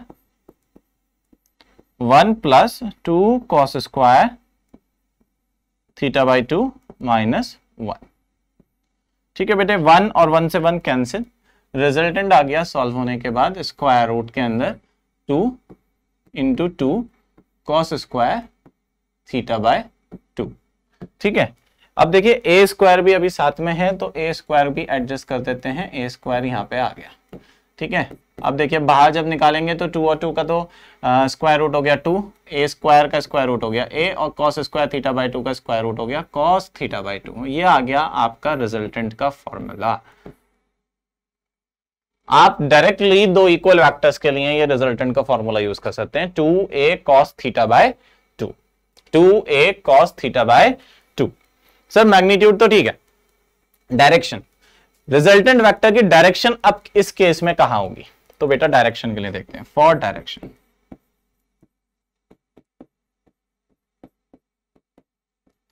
अब अगर हम डायरेक्शन के बारे में बात करें तो डायरेक्शन निकालने के लिए फॉर्मूला हमने सीखा tan alpha is equal to B sine theta upon A plus B cos theta, B sine theta upon A plus B cos theta. tan alpha is equal to B sine theta upon A plus B cos theta. यहां पे हमको क्या चाहिए, दोनों vectors equal magnitude के चाहिए, तो हमने बी और ए की जगह पे ए ही रख दिया, तो tan alpha is equal to B की जगह आ गया A sine theta upon A की जगह ए ही रहा, बी की जगह आ गया ए कॉस थीटा। मैंने ए को कॉमन निकाला, ए बाहर निकाल लिया, अंदर आ गया साइन थीटा, फिर नीचे से ए को कॉमन निकाल लिया, अंदर आ गया वन प्लस कॉस थीटा, ए से ए कैंसिल हो गया, टेन अल्फा की वैल्यू बन गई sine theta upon one plus cos theta, right. मैं sine theta upon one plus cos theta को भी हाफ एंगल फॉर्मूले के थ्रू ब्रेक करने जा रहा हूं, ठीक है। ट्रिग्नोमेट्री में आप लोग पढ़ोगे, ट्रिग्नोमेट्री में जब आप लोग पढ़ोगे ये हाफ एंगल्स फॉर्मूला तो आपको सब क्लियर हो जाएंगे, वरना आप अपने DQ सर से कहें कि वो आपको इन फॉर्मूलाज को गो थ्रू करा दें, हमने भी कर लिए हैं। साइन थीटा का मतलब हो गया 2 sine theta by 2 cos theta by 2, half angle formula होता है साइन थीटा का 2 sine theta by 2 cos theta by 2। Cos theta का तो बेटा मैंने ऊपर लिख ही रखा है, मैं उसी फॉर्मूले को यहाँ पे भी यूज करने जा रहा हूँ। साइन थीटा के लिए मैं लिख रहा हूँ 2 sine theta by 2 cos theta by 2 upon, यहाँ लिखा मैंने 1 plus 2 cos square theta by 2 -1 -1 plus 1 cancel, 2 से 2 भी कैंसिल, बचा क्या बेटा 10 alpha is equal to sine theta by 2 cos theta by 2, यहाँ पे हमने ये रहा साइन थीटा बाई 2, यहां बचा into cos theta by 2 upon cos square theta by 2। तो देखिए एक कॉस थीटा बाई 2 एक स्क्वायर से कैंसिल हो जाएगा, 10 अल्फा किसके इक्वल आ जाएगा 10 थीटा बाई 2 के इक्वल आ जाएगा, 10 alpha will be equal to 10 theta by 2, यानी कि alpha becomes equal to theta by 2। इसको हम कहते हैं 10 से 10 एडजस्ट हो गया और एंगल कितना आ गया 10 alpha equal to 10 theta by 2 में सॉल्व करने के बाद एंगल आ गया alpha is equal to theta by 2। इसका मतलब समझते हैं आप, इसका मतलब है दो वेक्टर्स जब इक्वल इन मैग्नीट्यूड होते हैं तब उनका रिजल्टेंट उनके एग्जैक्टली मिडवे से पास होता है। दो वेक्टर्स जब इक्वल इन मैग्नीट्यूड होते हैं तो उनका रिजल्टेंट बिल्कुल बीच से पास होगा। ये रहा ए वेक्टर, ये रहा बी वेक्टर, पैरेललोग्राम लॉ की हेल्प ली है, ये पैरेललोग्राम हमने किया पूरा, ये आया हमारा रिजल्टेंट वेक्टर, ये रिजल्टेंट वेक्टर मिडवे पास हुआ है, पूरी तरीके से मिडवे पास हुआ है, अल्फा थीटा बाई 2 है। अगर ये एंगल पूरा का पूरा 60 है तो रिजल्टेंट ए वेक्टर के साथ 30 बना रहा है। अगर ये एंगल पूरे का पूरा 90 है, दो वेक्टर्स के बीच में एंगल 90 है तो रिजल्टेंट 45 बना रहा है। अगर ये दोनों एंगल्स ए और बी वेक्टर के बीच में 30 है तो रिजल्टेंट 15 बना रहा है। अगर ए वेक्टर और बी वेक्टर के बीच का एंगल 120 है तो रिजल्टेंट 60 बना रहा है। अगर ए वेक्टर और बी वेक्टर के बीच का रिजल्टेंट 150 है तो रिजल्टेंट ए वेक्टर के साथ बी वेक्टर के साथ इक्वल एंगल्स बना रहा है 75।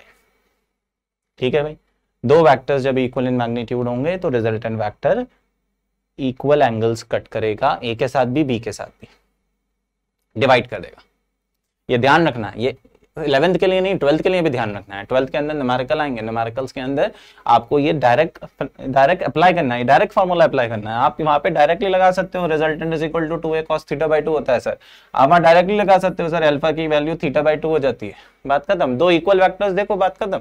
इतना सब कुछ करने की जरूरत ही नहीं है। ठीक है बच्चों, चलो हमको ये बात समझ में आ गई कि parallelogram law of vector addition कैसे काम करता है, triangle law of vector addition कैसे काम करता है, एनालिटिकली इनके फॉर्मूलाज क्या हैं, इनके डायरेक्शंस को निकालने का तरीका क्या है, इनके लिए स्पेशल केसेस क्या हैं। अगर हम इन सारी चीजों को ध्यान रखें, मेमोरी में बिठाएं और इस वीडियो के इस लेक्चर के लास्ट तक जाते जाते हम इन फॉर्मूलाज को मेमोराइज कर लें तो वेक्टर्स के न्यूमेरिकल को करना आसान हो जाएगा। ठीक है भाई, तो ये बात ध्यान रखें, आपको साथ ही साथ में मेरे साथ मेमोराइज करते हुए चलना है। So polygon law of vector addition, दोनों लॉ सीखने के बाद अब हमको ये सीखना है कि polygon law of vector addition ने हमसे क्या कहा। देखिए सबसे अहम बात तो ये है कि polygon law of vector addition को हम हेड टू टेल मेथड भी बोलते हैं। हेड टू टेल मेथड वही सेम चीज जो आपने ट्रायंगल लॉ में पढ़ी थी वही आपको पॉलीगन लॉ में भी पढ़नी है। अब एक और इंपॉर्टेंट चीज कि सर अगर हमने ट्रायंगल लॉ में जो पढ़ा है वही हम पॉलीगन में पढ़ रहे हैं तो हम पॉलीगन पढ़ ही क्यों रहे हैं? तो बेटा ट्रायंगल लॉ आप लगाते हैं 2 वेक्टर्स के लिए, आप पॉलीगन लॉ लगाएंगे कम से कम मोर देन 2 वेक्टर्स के लिए। आपको किसके लिए लगाना है? मोर देन 2 वेक्टर्स के लिए।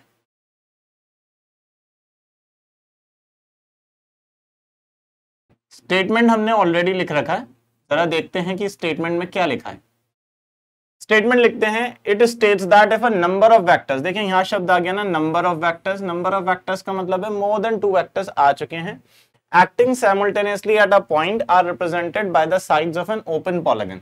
आपको वेक्टर्स को किसके द्वारा रिप्रेजेंट करना है? Sides of an open polygon द्वारा। all taken in the same order. This is important to note that we have to consider all of them to be taken in the same order. जैसे हम triangle law के अंदर करा करते थे, triangle law में भी हम क्या करते थे? हम सारे सेम ऑर्डर में लिया करते थे। Then the resultant is represented by closing side of the polygon taken in the opposite order. ये 2 बातें आपको ध्यान रखनी है, मैं समझाता हूं कैसे। Let's just imagine a case जहां पे एक पॉइंट के ऊपर मोर देन 2 वेक्टर्स एक्ट कर रहे हैं। जैसे फॉर एग्जांपल हमारा ये पॉइंट है, इसके ऊपर मोर देन 2 वेक्टर्स हैं। एक वेक्टर ये रहा ए वेक्टर, एक वेक्टर ये रहा बी वेक्टर, एक वेक्टर ये रहा सी वेक्टर, एक वेक्टर ये रहा डी वेक्टर और एक वेक्टर ये रहा ई वेक्टर। हमसे ये पूछा जा रहा है कि भाई बताओ रिजल्टेंट क्या है? ए बी सी डी और ई वेक्टर्स का रिजल्टेंट क्या है?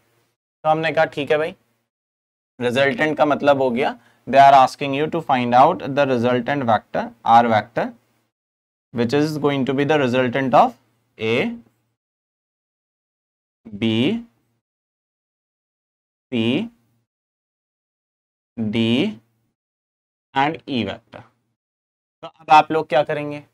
आप पॉलीगन लॉ कैसे लगाएंगे? आपको वैसे ही लगाना है जैसे आपको ट्रायंगल लॉ में सिखाया गया है। आपको सबसे पहले एक वेक्टर से शुरुआत करनी है। फॉर एग्जांपल मैंने ए वेक्टर से शुरुआत करी, मैंने यहां पे सबसे पहले ए वेक्टर बना लिया। ये देखिए ये मेरा ए वेक्टर आ गया,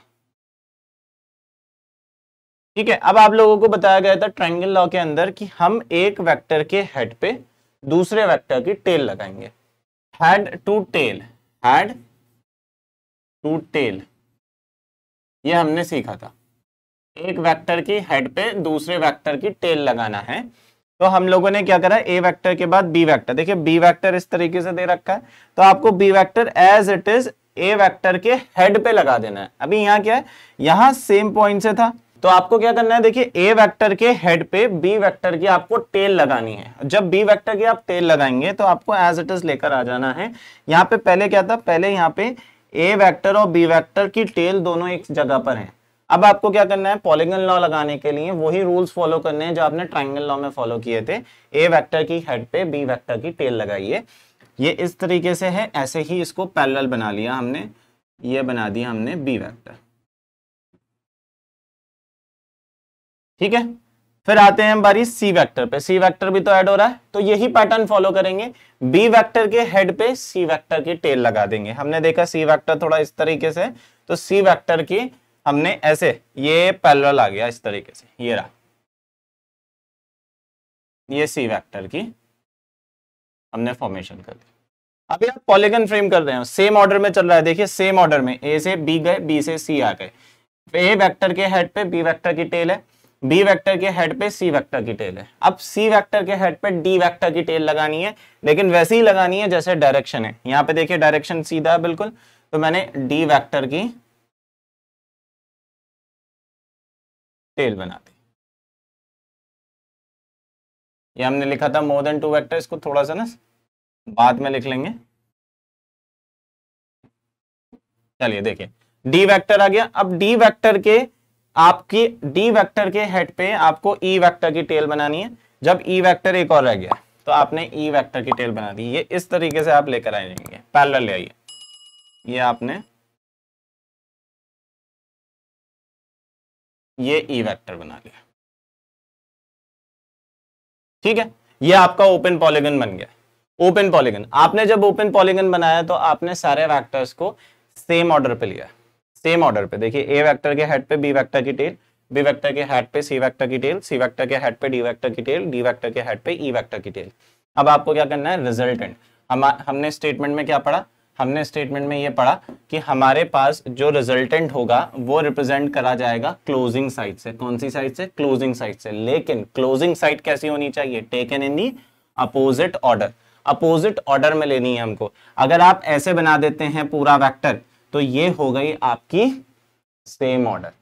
आपको लेना क्या है, अपोजिट ऑर्डर। अपोजिट ऑर्डर का मतलब है आप ऐसे जा रहे थे जब आप ऐड कर रहे थे, अब आप अपोजिट ऑर्डर लेंगे इस तरीके से। ये आ गया आपका opposite order resultant vector. That's it, this is going to be the resultant vector. Polygon law के अंदर हम कोई फॉर्मूला नहीं पढ़ते, हमें क्या करना है, हमें ज्योमेट्रिकली ही करना है, ज्योमेट्रिकल रिप्रेजेंटेशन के थ्रू ही करना है। आपको एक वेक्टर के हेड पे दूसरे वेक्टर की टेल लगा देनी है। तो जो काम आप ट्रायंगल लॉ में कर रहे थे वही काम आपने पॉलीगन लॉ में भी करा है, ठीक है भाई। लेकिन आप इसे लगा कब रहे हैं, जब आप मोर देन 2 वेक्टर्स के साथ डील कर रहे हैं। मोर देन 2 वेक्टर्स के साथ जब आप डील कर रहे हैं तब आप इसको लगा रहे हैं। Am I clear? Head to tail method है, सेम मेथड है जो ट्रायंगल लॉ की तरह लगेगा। आपको क्या करना है, हर वेक्टर को डायरेक्शन के साथ एक वेक्टर के हेड पे दूसरे वेक्टर की टेल लगा देनी है। तब तक आप ये काम करते रहेंगे जब तक वो सारे वेक्टर्स जिनका आपको एडिशन करना है वो सभी नहीं इंक्लूड हो जाते। ऐसा करने में आपको सेम ऑर्डर फॉलो करना है। Then the resultant vector will be given by the closing side but in the opposite order. This is to be considered, but in the opposite. ठीक है बच्चों, तो ये हमारा polygon law of vector addition है। तो हम लोगों ने इस लेक्चर के अंदर तीनों लॉ सीख लिए हैं। आपने triangle law of vector addition graphically analytically दोनों तरीके से सीखा, parallelogram law of vector addition graphically analytically दोनों तरीके से सीखा, और ये अब आपका polygon law of vector addition. इसमें आपको कोई फॉर्मूला नहीं पढ़ना है, इसमें आपको सिर्फ और सिर्फ क्या करना है, ग्राफिकली इसको सीखना है। चलिए अब बात यह आती है कि सर हमने सीख तो लिया, थोड़े से कुछ न्यूमेरिकल्स अगर बेसिक से हो जाएं तो हमें एक स्टार्ट मिल जाए। तो हमने लेक्चर के अंदर कुछ बेसिक न्यूमेरिकल्स को भी इंक्लूड कर लिया। आइए देखते हैं कि कैसे हम parallelogram law of vector addition, triangle law of vector addition को अप्लाई कर सकते हैं न्यूमेरिकल्स के अंदर। ठीक है भाई, आप लोगों को ध्यान होगा जब हमने अभी इसी लेक्चर के अंदर पैरेललोग्राम लॉ और ट्रायंगल लॉ करा था तो हमारे पास जो रिजल्टेंट का फॉर्मूला आया वो सेम था, डायरेक्शन निकालने का जो फॉर्मूला आया वो भी सेम था। तो वही सेम चीज हम यहाँ पे भी करने वाले हैं। हमें ट्रायंगल लॉ या फिर पैरेललोग्राम लॉ जो भी लगाना है फॉर्मूला उनका सेम है। Question says two forces whose magnitudes are in the ratio 3:5। देखिए आपको दो फोर्सेस के मैग्नीट्यूड्स का रेशियो 3:5 दे रखा है। मैंने कहा रेशियो कांस्टेंट F ले लेता हूं।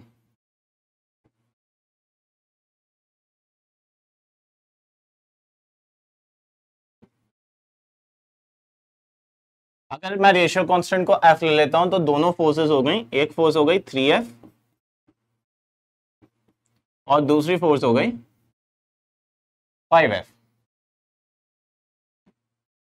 Gives a resultant of 35 Newton. Resultant कितना हो गया?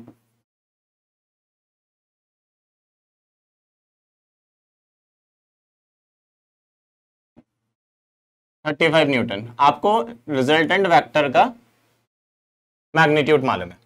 क्वेश्चन कह रहा है if the angle of inclination is 60 degree calculate the magnitude of each force. Angle of inclination दो वेक्टर्स के बीच में आपको प्रोवाइडेड है। हमारे सिंबल्स के हिसाब से ये एंगल ऑफ इंक्लिनेशन थीटा है। तो angle of inclination theta is equal to 60 degree.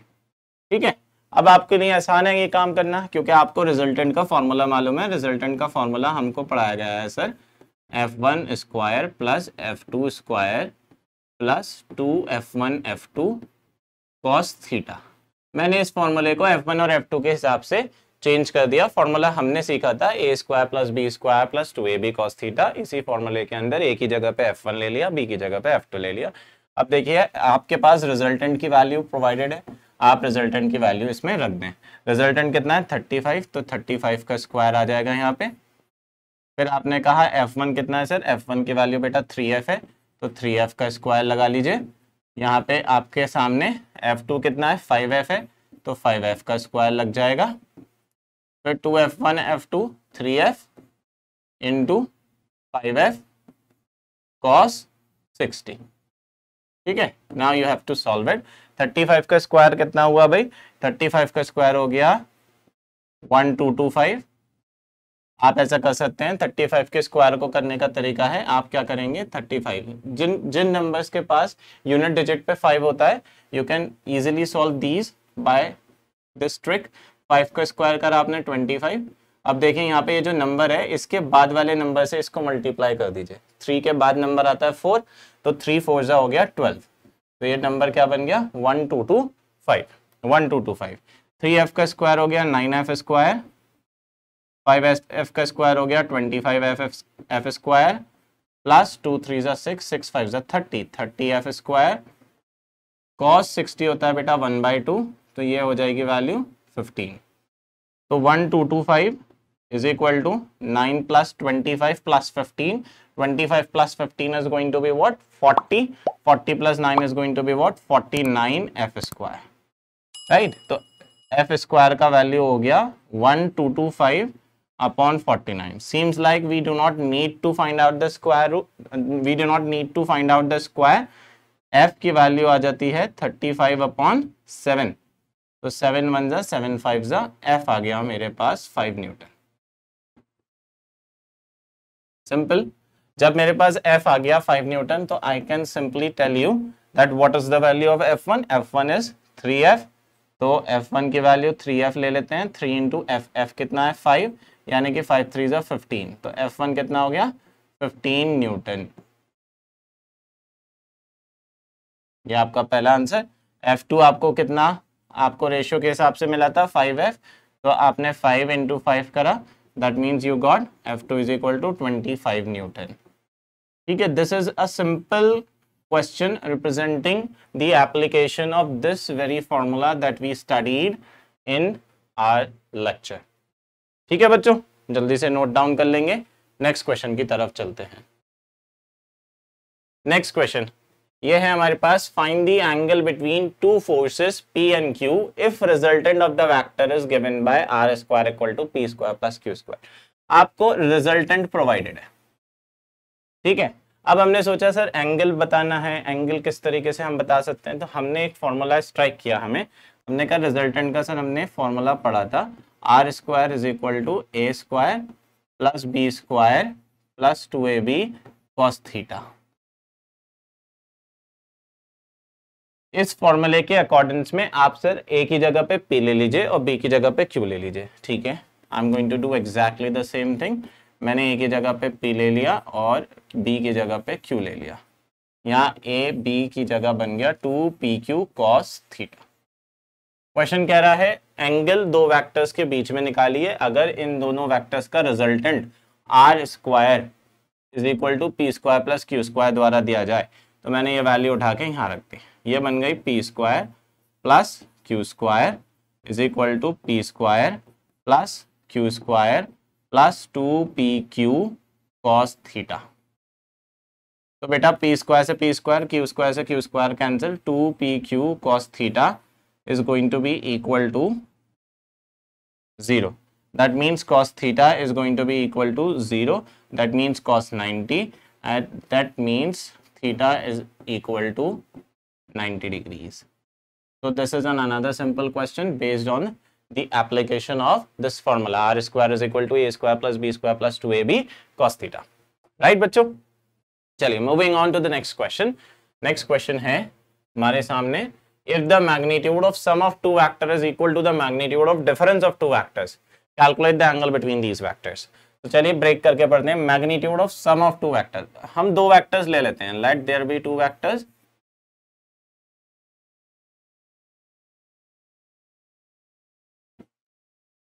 Late there be two vectors, A vector and B vector.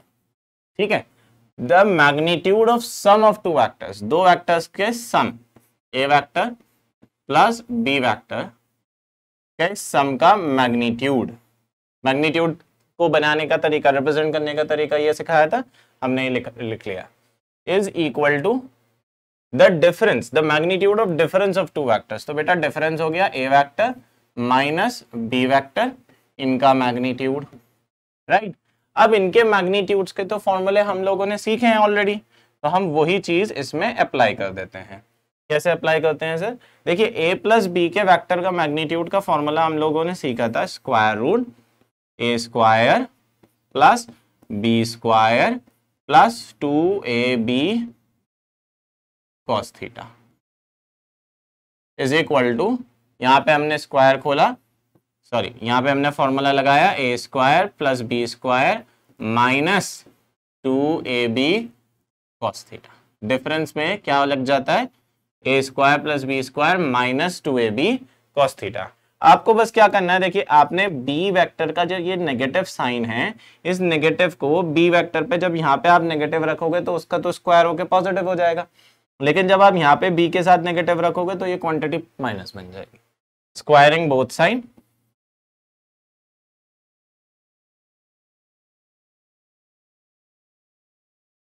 Squaring both side, square root हट जाएंगे, A square plus B square plus 2ab cos theta is equal to A square plus B square minus 2ab cos theta. यानी कि अब हमें दिख रहा है कि भाई सारी चीजें ऑलमोस्ट कैंसिल ही हैं, ए स्क्वायर से A square cancel, B square से B square cancel, minus 2ab cos theta को आप इधर लेकर आइए, ये बन जाएगा 4ab cos theta is equal to 0। That means cos theta is equal to cos 90. So again the angle is what? 90 degree. Theta is equal to what? 90 degrees. तो ऐसा केस कि दोनों वेक्टर्स A और B वेक्टर का addition यानी कि सम का magnitude difference के मैग्नीट्यूड के इक्वल सिर्फ तब होगा जब दोनों वेक्टर्स के बीच में एंगल 90 डिग्री होगा। ठीक है बच्चों, चलिए move on to the next question. Next question हमारे सामने ये है, at what angle do the forces P plus Q। एक फोर्स दे रखी है हमको P प्लस Q, हमने F1 बना दिया इसको P प्लस Q। दूसरी फोर्स दे रखी है P माइनस Q, हमने F2 बना दिया इसको P minus Q। Act so that the resultant is, resultant कितना दे रखा है हमारे, square root 3p square plus Q square. आपको रिजल्टेंट दे रखा है square root 3p square plus Q square. अब आपसे पूछा जा रहा है at what angle do the forces, यानी कि थीटा ही पूछ रहे हैं वो आपसे। अगेन आपको सेम फॉर्मूला अप्लाई करना है। आपने क्या फॉर्मूला लगाया, R square is equal to A square plus B square plus 2ab cos theta. Video के एंड तक ये फॉर्मूला सभी को याद हो जाए, ठीक है। तो आर स्क्वायर में आर की जगह पे इसका मैग्नीट्यूड रखिए, ए की जगह पे आप F1 रखेंगे, बी की जगह पे आप F2 रखेंगे। देखिए यहाँ पे ए P नहीं है, यहाँ पे B Q नहीं है, यहाँ पे खुद पूरा P प्लस Q का एडिशन एक वेक्टर है। ये लिखा है ना, at what angle to the forces P plus Q। Forces यानी कि एक फोर्स है P प्लस Q पूरी। तो आपने रिजल्टेंट की जगह पे तो ये क्वांटिटी रख देनी है, square root 3p square plus Q square का square is equal to A की जगह पे आप क्या रखेंगे, F1। पहले मैं F1 लिख के दिखा रहा हूं आपको, F1 square plus F2 square plus 2f1 F2 cos theta. ठीक है भाई बच्चों, पहले क्या रखना है, F1 की जगह पे आप वैल्यू रखेंगे P प्लस Q। तो आपने यहाँ पे जब स्क्वायर रूट का स्क्वायर खोल दिया तो ये क्वांटिटी क्या हो गई, 3p square plus Q square.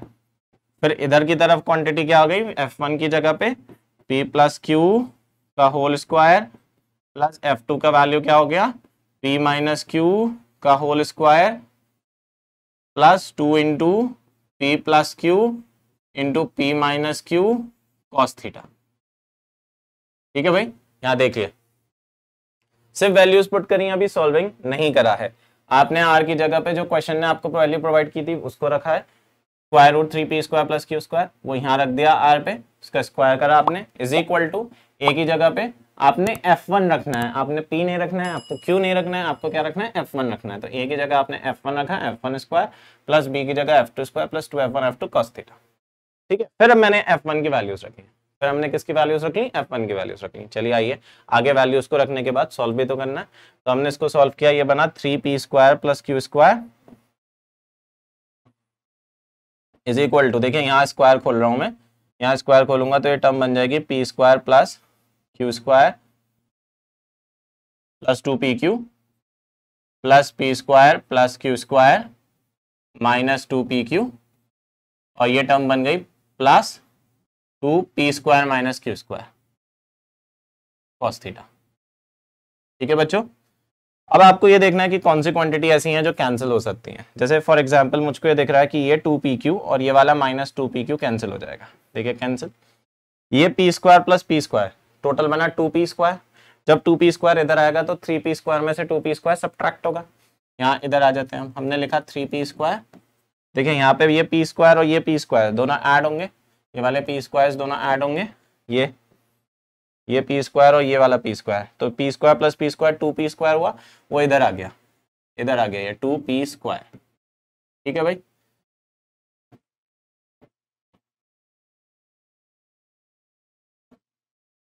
तो 2P स्क्वायर आने के बाद अब आपने क्या कर लेना है, Q स्क्वायर। अब आपने ये देखा कि प्लस Q स्क्वायर भी है यहाँ पे, उसके बाद ये वाली टर्म्स, ये Q स्क्वायर, ये वाला और ये वाला Q square, Q square plus Q square 2Q square, 2Q square भी इधर आ गया, लेफ्ट की तरफ आ गया 2Q स्क्वायर।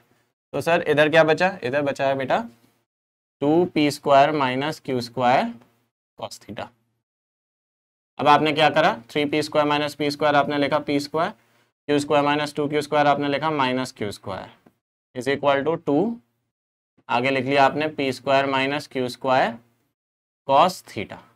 अब देखिए ये वाली क्वांटिटी भी cancel, P square minus Q square, P square minus Q square से कैंसिल, हमको मिल गया सिर्फ 1 is equal to 2 cos theta.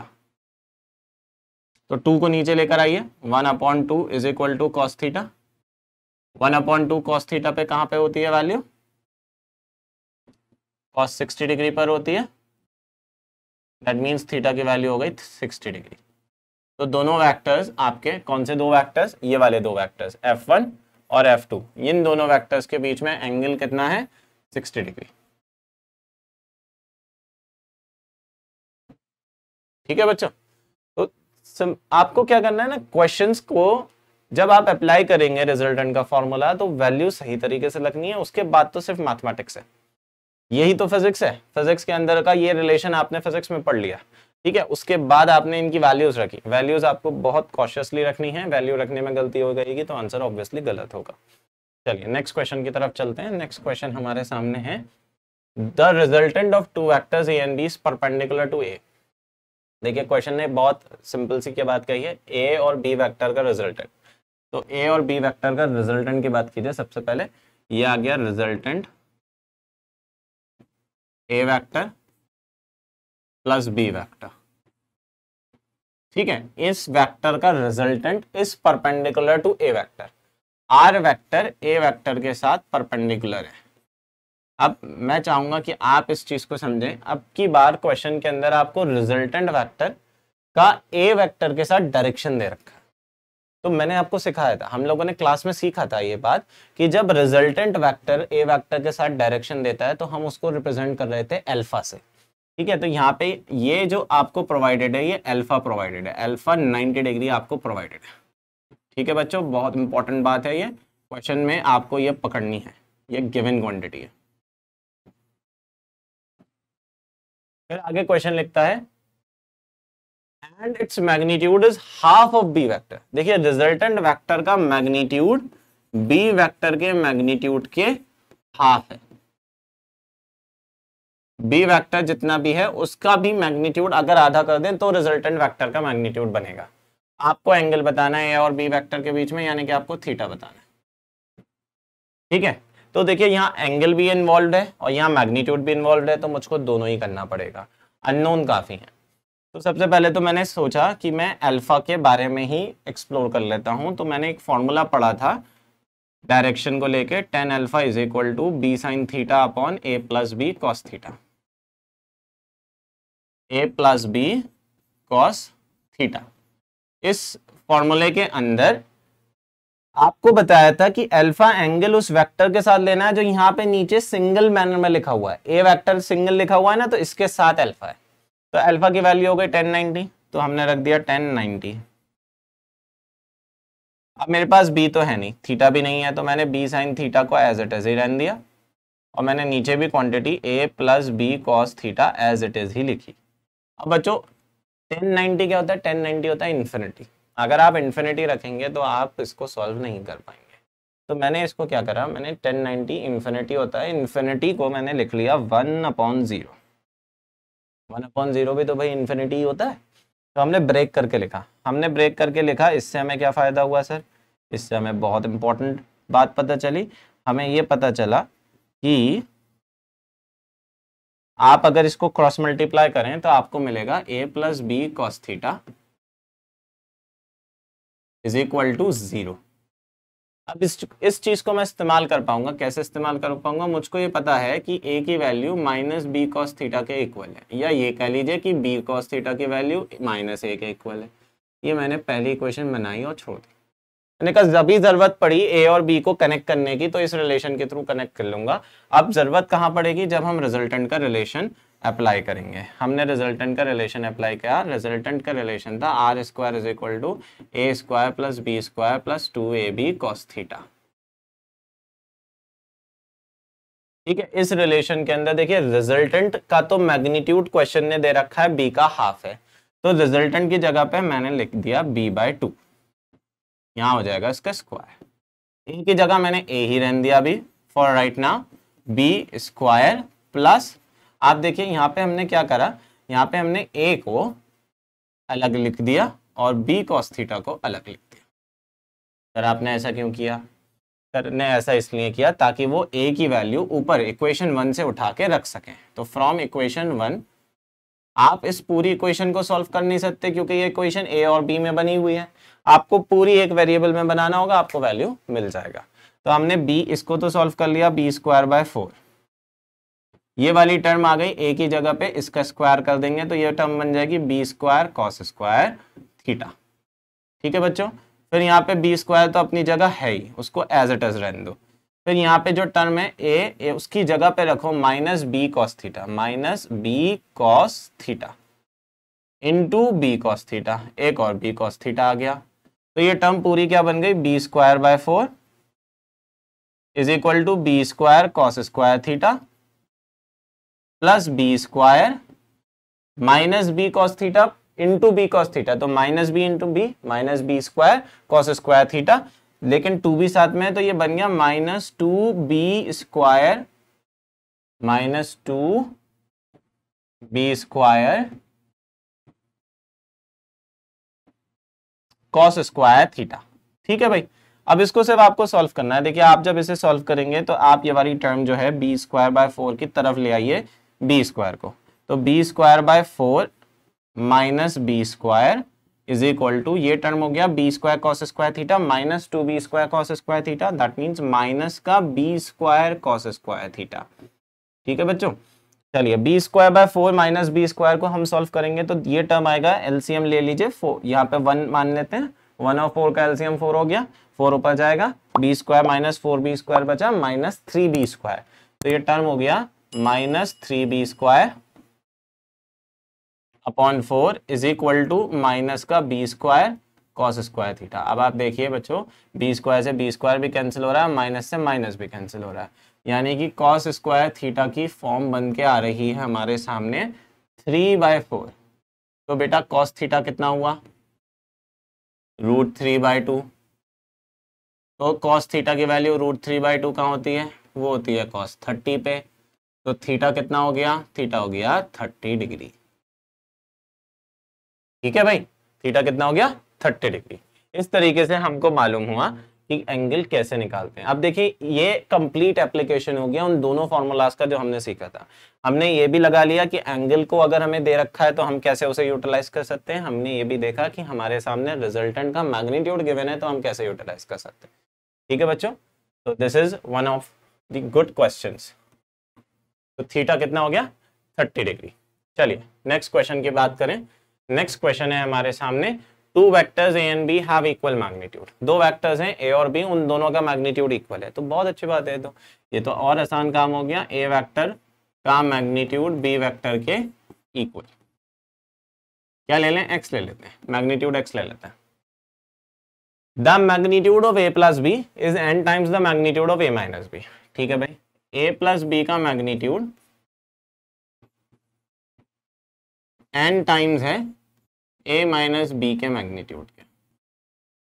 देखिए मैं आपको बता दूं, जब हम a माइनस बी लिखते हैं ना, तो हमको ये बात समझनी है कि इट ओनली मीन्स कि a plus b vector is equal to n times a vector plus minus b vector. ठीक है, ये बात ध्यान रखें। आगे क्वेश्चन ने लिखा है calculate the angle between a and b. Same चीज है, थीटा निकालना है हमको दोबारा। चलिए भाई, तो यही लिंक है हमारे सामने, ये जो गिवन क्वांटिटीज हैं, यही हमारे सामने सबसे बड़ा लिंक है क्वेश्चन को आगे बढ़ाने का। कैसे सर, ये कैसे लिंक है, हमें बताइए। आपको यहीं से पता चलेगा कि आप थीटा कैसे निकाल सकते हैं। आप इसका रिलेशन यूज करें, आप ए प्लस बी का रिलेशन यूज करेंगे तो वो बनेगा A square plus B square plus 2ab cos theta, लेकिन उसके साथ उसका क्या है, स्क्वायर रूट। फिर यहाँ पे आपने लगा दिया n के साथ आपने स्क्वायर रूट लिया, और ये क्वांटिटी क्या बन गई, A square plus B square minus 2ab cos theta. ठीक है, माइनस 2ab कॉस थीटा कैसे आया, मैंने b की जगह पे जब माइनस रखा तो ये प्लस माइनस क्या बन गया, माइनस 2ab कॉस थीटा बन गया। तो मैं पूरी दोनों तरफ क्या कर देता हूँ, स्क्वायरिंग कर देता हूँ, squaring both side, squaring both sides. दोनों तरफ जब हमने स्क्वायरिंग करी तो ये टर्म हो गई A square plus B square plus 2ab cos theta. अब जब आप इधर स्क्वायरिंग करोगे तो ये टर्म बनेगी n square A square plus B square minus 2ab cos theta.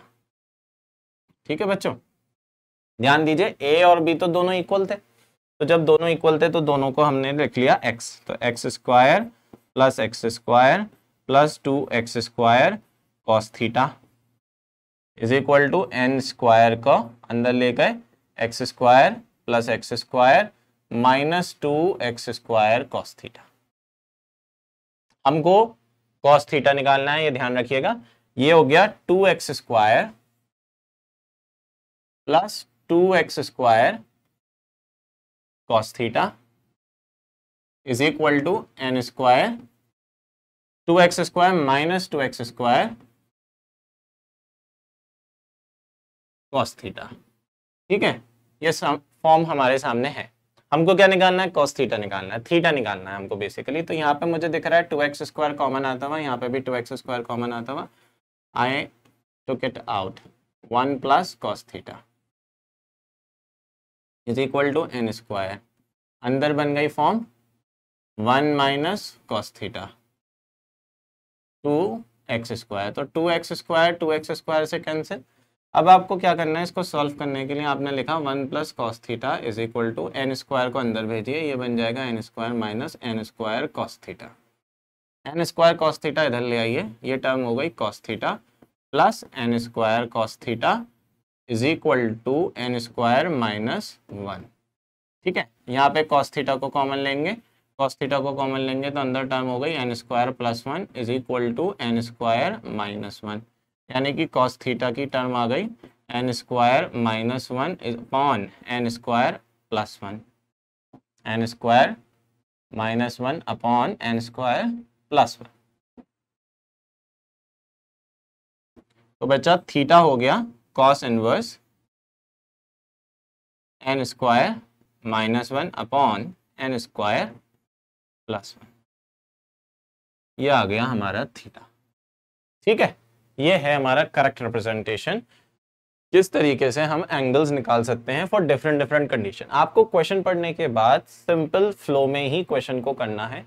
आपके सामने ये केस है कि भाई सम की बात हो रही है, डिफरेंस की बात हो रही है, हमको फॉर्मूला सिखाया गया है, हम उसी फॉर्मूले को फ्लो में चलाएंगे। हम बेसिक बातों का ध्यान रखेंगे। क्वेश्चन ने कहा था दोनों वेक्टर्स का मैग्नीट्यूड इक्वल है, मैंने दोनों वेक्टर्स का मैग्नीट्यूड इक्वल ले लिया और फिर सब्स्टिट्यूट करा, सॉल्व करा, तो अपने आप ही क्वेश्चन सॉल्व होता चला जाएगा। ठीक है, ये एक हमने सेगमेंट लिया है न्यूमेरिकल्स को थोड़ा इंट्रोडक्टरी पार्ट पे। ठीक है, तो भाई हमको ये बात समझ में आ गई कि कैसे वेक्टर्स को हम आपस में ऐड कर सकते हैं, तीनों लॉस क्या होते हैं, कैसे हमें उन्हें अप्लाई करना है, तीनों लॉस की मदद से आप कैसे एनालिटिकली एक फॉर्मूले के बेसिस पे रिजल्टेंट कोई भी दो वेक्टर्स जो किसी भी एंगल पे क्यों नहीं हो उनका निकाला जा सकता है। ठीक है, अब हम नेक्स्ट लेक्चर के अंदर हमारा नया टॉपिक कंटिन्यू करेंगे। आप सभी लोगों को लेक्चर 1, लेक्चर 2 और लेक्चर 3 तीनों सीरीज में देखकर ही लेक्चर 4 पे आना है। जो कंटेंट है वो स्ट्रांग हो पाएगा और तभी आपकी कमांड वेक्टर्स के ऊपर बनेगी। तब तक के लिए सभी स्टूडेंट्स अपना ध्यान रखें। All the best and take care, bye bye.